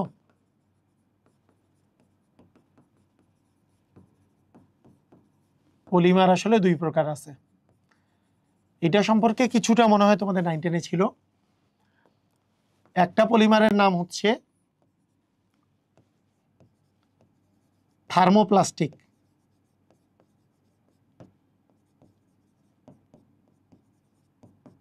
আরেকটা হচ্ছে থার্মোসেটিং অথবা থার্মোসেটিং প্লাস্টিকও বলে অনেক সময়। আরেকটা হচ্ছে থার্মোসেটিং। থার্মোপ্লাস্টিক কারা? থার্মোপ্লাস্টিক যাদেরকে তুমি তাপ দিলে এটা নরম হয়। এগুলো নরম হয়ে যায়। নরম হয়ে গেলে এটাকে তুমি বিভিন্ন শেপে তুমি চেঞ্জ করতে পারবা, বিভিন্ন শেপে তুমি চেঞ্জ করতে পারতেছো। এগুলোকে থার্মোপ্লাস্টিক বলে। এদের মধ্যে সাধারণত অণুগুলার মধ্যে এই যে মনে করো এগুলো সাধারণত সংযোজন পলিমারের মধ্যে হয়। সংযোজন পলিমার, ধরো এইরকম অণুগুলা যে আছে, এই অণুগুলার মধ্যে বন্ড আছে, এই অণুগুলার মধ্যে বন্ড আছে, কিন্তু উপরেরটার সাথে নিচেরটার ডিরেক্ট কোনো বন্ড নাই। মানে এই অণুগুলো উপরে আর নিচের গুলোর সাথে কোনো ক্রসলিং বন্ড নাই। ক্রসলিং বন্ড সাধারণত থাকে না। এটা পাশাপাশি অণুগুলোর মধ্যে ওই যে একটা বন্ড যে থাকতেছে, এই ধরনের ক্ষেত্রে কি হয়, তাপ দিলে ওইটাকে আস্তে আস্তে তুমি তাপ দিয়ে আস্তে আস্তে তুমি চেঞ্জ করাইতে পারবা, শেপ তুমি চেঞ্জ করাইতে পারবা, সেটাকে বলে থার্মোপ্লাস্টিক। কিন্তু এগুলো সাধারণত জুতো পলিমারগুলোতে হয় বা সংযোজন পলিমারগুলোতে হয়। আর যেগুলোতে তুমি তাপ দিছো কিন্তু তুমি এগুলো নরম হয়ে তুমি শেপ চেঞ্জ করতে পারবা না, এদের মধ্যেও বন্ড আছে, ক্রসলিং বন্ড আছে। নিজে এই পাশে বন্ড তো আছে, এই পাশেও ক্রসলিং বন্ড আছে। তখন তাপ দিয়ে এদেরকে তুমি শেপ চেঞ্জ করতে পারবা না, এগুলোকে বলে থার্মোসেটিং। এগুলো সাধারণত ঘনীভবন পলিমারগুলোতে হয়। তো এতটুকু জিনিস মনে রাখো, থার্মোসেটিং, থার্মোপ্লাস্টিক। বুঝছো? ক্লিয়ার? আর আরেকটা জিনিস হচ্ছে ক্রসলিং বলতে হচ্ছে বুঝাচ্ছি যে মনে করো দেখো CH2 এই যে পুরাটা মিলে একটা অণু, এইখানে পুরাটা মিলে একটা অণু, এই অণুগুলার মধ্যকার কোনো আলাদা আলাদা বন্ড নাই। কিন্তু তোমাদের যখন আমরা ঘনীভবন পলিমারগুলা যখন আমরা পড়ি, মনে করো এইরকম একটা স্ট্রাকচার তৈরি হয়েছে। তোমরা গতদিন আমি ইয়ার ক্লাসেও দেখবা, তোমরা ওই স্টার্চের যেই গঠন সেখানেও দেখবা যে এ পাশের অণুটার সাথে যেমন তৈরি করে, এই পাশের অণুর সাথেও আবার তৈরি করতেছে, এই পাশের অণুটার সাথেও তৈরি করতেছে, লিঙ্ক তৈরি করতেছে। তো এইভাবে করে যখন লিঙ্ক তৈরি থাকে, ক্রস লিঙ্ক যখন তোমার বন্ধন তৈরি করে, তখন কিন্তু তোমার এই বন্ধনগুলা এইভাবে করে তুমি সহজে তুমি গলায় ফেলতে পারবে না। এখানে তুমি দিলে সহজে এটা আস্তে আস্তে এরা সেপারেট হয়ে যায়, দূরে দূরে চলে যায়, গলে যায়। তাই তুমি শেপ চেঞ্জ করলা, শেপ চেঞ্জ করে এটাকে ব্যবহার করতে পারবে। এটা করা যায় না, এটা এরকম না, নিজেদের মধ্যে বন্ধন ভেঙে যায়। তাহলে এই ক্রস লিঙ্ক বন্ড থাকলে এগুলো বন্ধনগুলো ভেঙে যায়। তো আরেকটা জিনিস তোমাদের ওখানে ছিল, মানে একেবারে থিওরিটিক্যাল ছোট্ট একটা কনসেপ্ট। থিওরিটিক্যাল কনসেপ্ট যেটা ছিল সেটা হচ্ছে এরকম যে তোমাদের পলিমার গ্লাস জিনিসটা কি? পলিমার গ্লাস জিনিসটা হচ্ছে যে কোনো একটা তোমার পলিমারকে তুমি তাপ দিছো, তাপ দিয়ে র্যাপিড কুলিং করছো। র্যাপিড কুলিং করলে তাপ দিয়ে যেই তরলটা আসছে, যেই তরলটা হয়েছে, আচ্ছা আমি একটু পলিমার গ্লাস নিয়ে একটা কথা লিখেই দিই। পলিমার গ্লাস,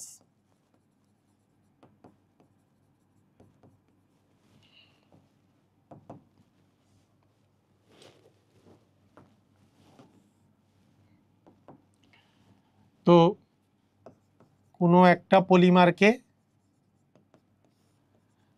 তাপ দিয়ে তুমি তরলে পরিণত করছো, লিকুইড স্টেজে আছে, তাহলে এইটা একটা সান্দ্রতা, মানে এমন কিছু কিছু পলিমার আছে যেটা তুমি তাপ দিয়ে তরলে পরিণত করার পরে তুমি যদি র্যাপিড কুলিং করো, মানে দ্রুত যদি তুমি ঠান্ডা করো, দ্রুত দ্রুত ঠান্ডা যদি করো,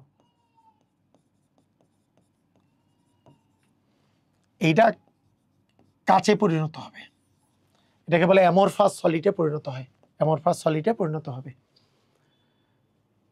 মানে যার স্ট্রাকচারটা ক্রিস্টালাইন না, এমন একটা অ্যামরফাস সলিডে পরিণত হবে। যাই হোক, মানে এইটা দ্রুত ঠান্ডা করলে তোমার যেই জিনিসে পরিণত হয় এটাকেই বলা হয় হচ্ছে পলিমার কাঁচ। তো এইটা জাস্ট এইটুকু মনে রাখবা যে তাপ দিয়ে তরলে পরিণত হচ্ছে, তারপরে তুমি যদি ঠান্ডা করো, ডিরেক্টলি যদি ঠান্ডা করো, তাহলে কি হবে, তাহলে তোমার এই ইয়াতে পরিণত হবে, কাঁচে পরিণত হবে। বুঝতে পারছো? ক্লিয়ার?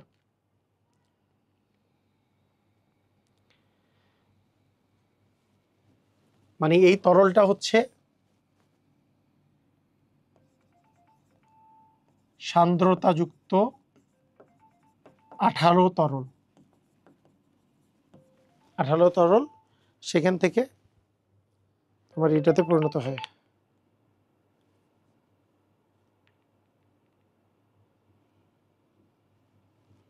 ওকে, তো ঠিক আছে, এই হলো আমাদের মোটামুটি পলিমার। আর প্রয়োজন নাই তোমাদের এগুলো, এগুলো সম্পর্কে জানলেই তুমি, আমি মনে করি যে তোমাদের আর কোনো কিছুর প্রয়োজন হবে না। তো আমি তোমাদেরকে বলছি যে তোমাদের প্লেলিস্ট যেহেতু আমি কমপ্লিট করে দিচ্ছি, তোমাদের এখন কাজ হচ্ছে ধারাবাহিক পড়ালেখা করা এবং তোমাদের একটা কন্টেস্টের আয়োজন করব। আরেকটা খুবই ইম্পর্টেন্ট কথা বলে রাখি, তোমাদের পড়ার জন্য, তোমরা বইয়ের জন্য আমাকে অনেক অনেক বলছো যে বইটা কবে আসবে, কবে আসবে আপনার বইটা, অর্গানিক গুছাই পড়ার জন্য আমাদের টেক্সট বুক পাচ্ছি না। বইটাই এই সপ্তাহে আসতেছে, বইটা একেবারেই কাজ শেষ, ইনশাল্লাহ এই সপ্তাহে পেয়ে যাব। সবাইকে অসংখ্য ধন্যবাদ, আল্লাহ হাফেজ।